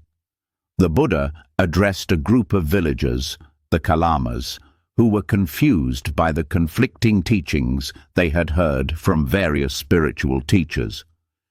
Instead of offering a dogma, the Buddha encouraged discernment. He said, "Don't believe something just because it's been repeated, written, or passed down. Don't accept it because it's said by someone you respect. Instead, look directly. Does it lead to harm or to benefit? Does it cultivate greed, hatred, or delusion? Or does it bring clarity, kindness, and peace?" When these teachings are applied before sleep, they act like an ethical filter, removing mental debris that would otherwise pollute rest. Each night, the mind carries impressions from the day, thoughts, judgments, moods, and narratives. Some uplift and steady the heart. Others disturb it. These mental residues are not always obvious. Many take the form of subtle assumptions or automatic beliefs we never stop to question. But when the day closes, the mind begins to process more freely, and these assumptions rise to the surface. This is why people often feel a surge of anxiety, restlessness, or internal noise just as they prepare to sleep. The Kalama Sutta provides a structure to investigate this inner material with wisdom instead of reaction. The first step is to observe what thoughts are present as the body prepares for rest. Instead of resisting the mental activity, begin to inquire gently. Where is this thought coming from? Is it rooted in fear, in craving, in comparison, or judgment? This inquiry doesn't require analysis. It asks for honesty. If a recurring thought is based on anxiety about performance, about being good enough, about needing to control the next day, it likely stems from views you've never consciously examined.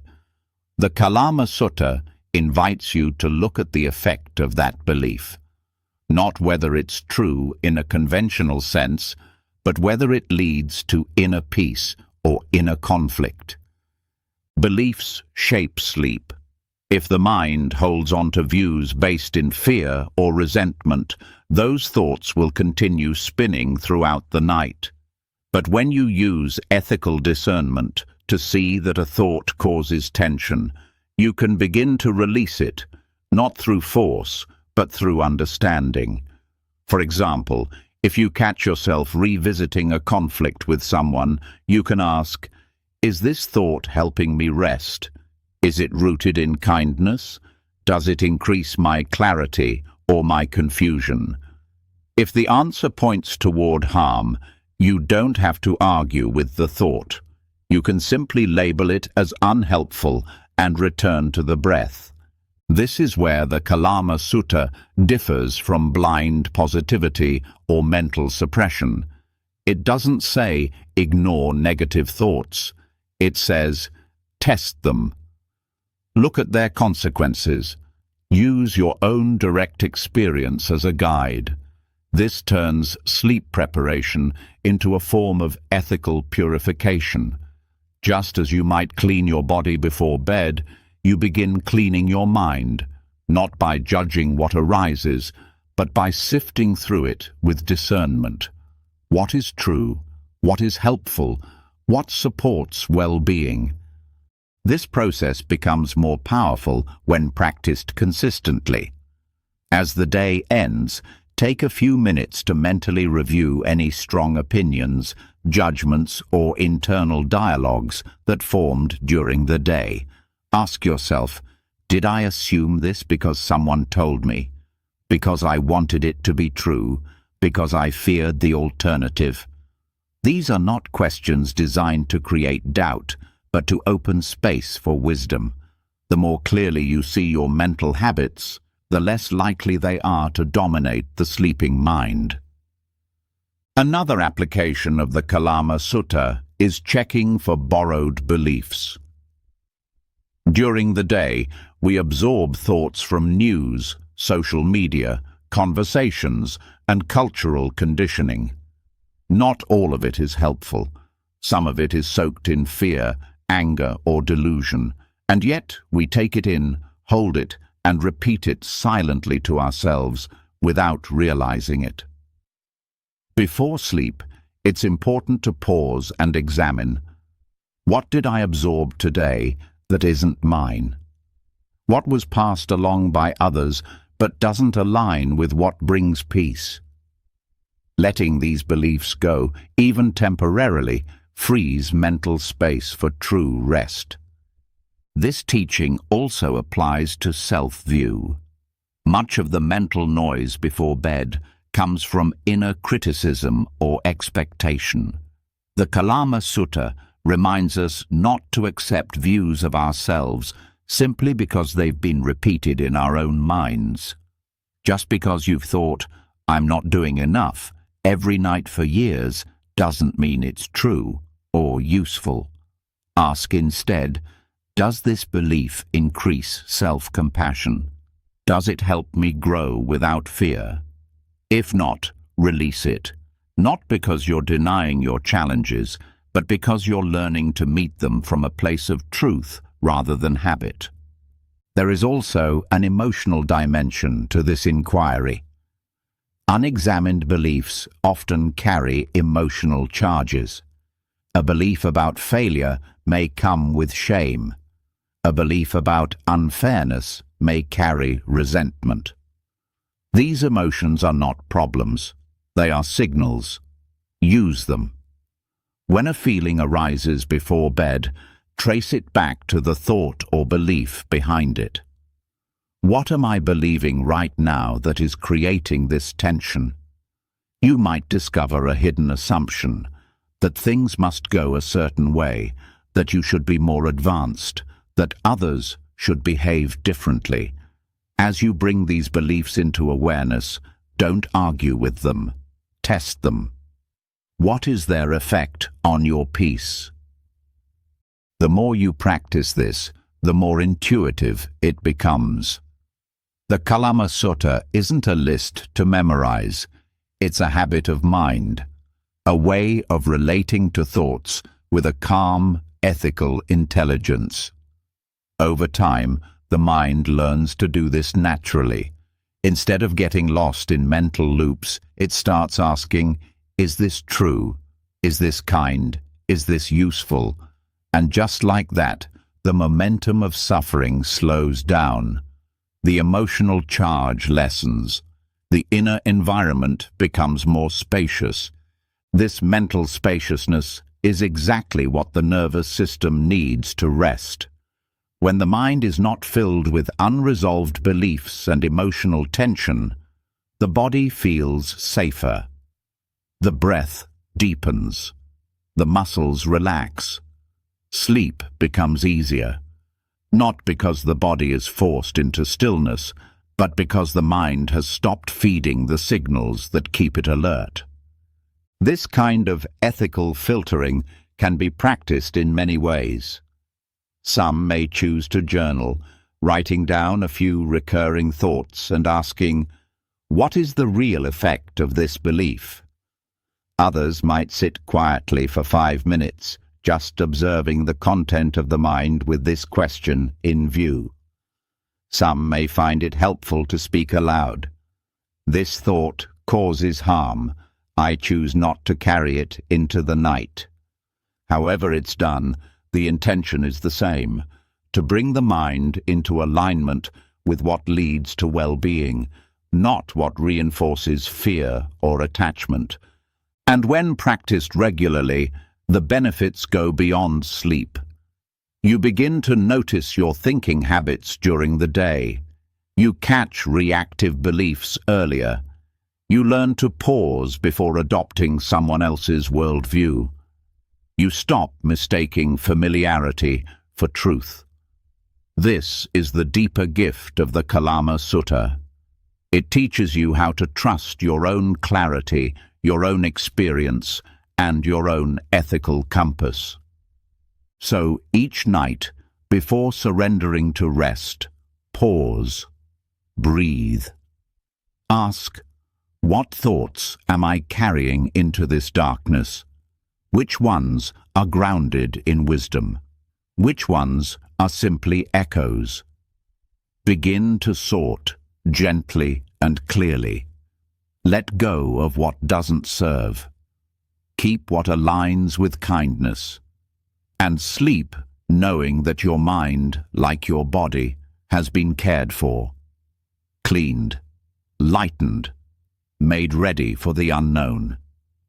In that preparation, the transition to sleep becomes more than physical.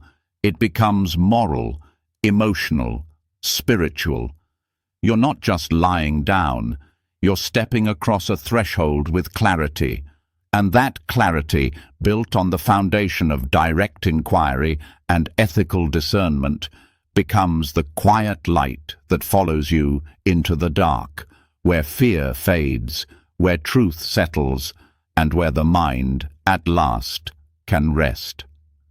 As the Kalama Sutta teaches us to sift through the mind's contents with ethical clarity, what remains afterward is not just insight, but a natural humility. When we let go of beliefs that cause harm and choose only what supports peace, the inner posture begins to soften. There's less grasping, less insistence, less pride. But even as we apply discernment, the deeper layers of identity, those wrapped in the need to control or prove, can still linger in the background. These subtle habits don't always respond to reasoning. They require something more embodied, more symbolic, and more deeply human. This is where ritual becomes essential. And one of the most powerful yet overlooked rituals for dissolving inner resistance is the simple act of bowing. Bowing is not merely a cultural gesture. In Buddhist tradition, it is an act of surrender, not submission to another person, but surrender to truth. It is the body's way of expressing what the mind has seen, that clinging causes suffering, that the ego is not the center of the universe, that peace comes through letting go.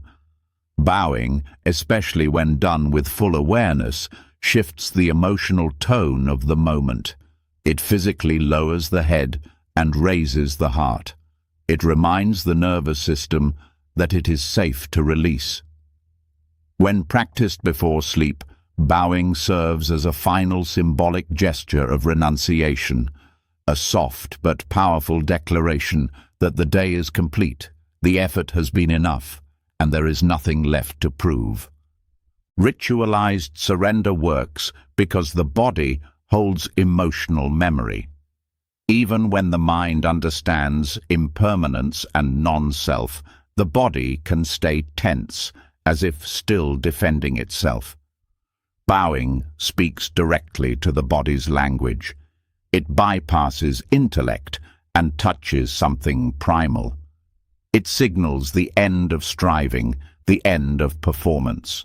The arms extend, the forehead touches the ground, and something shifts. In that moment, the body says what words cannot. I let go. In many monastic settings, practitioners bow at the start and end of each day.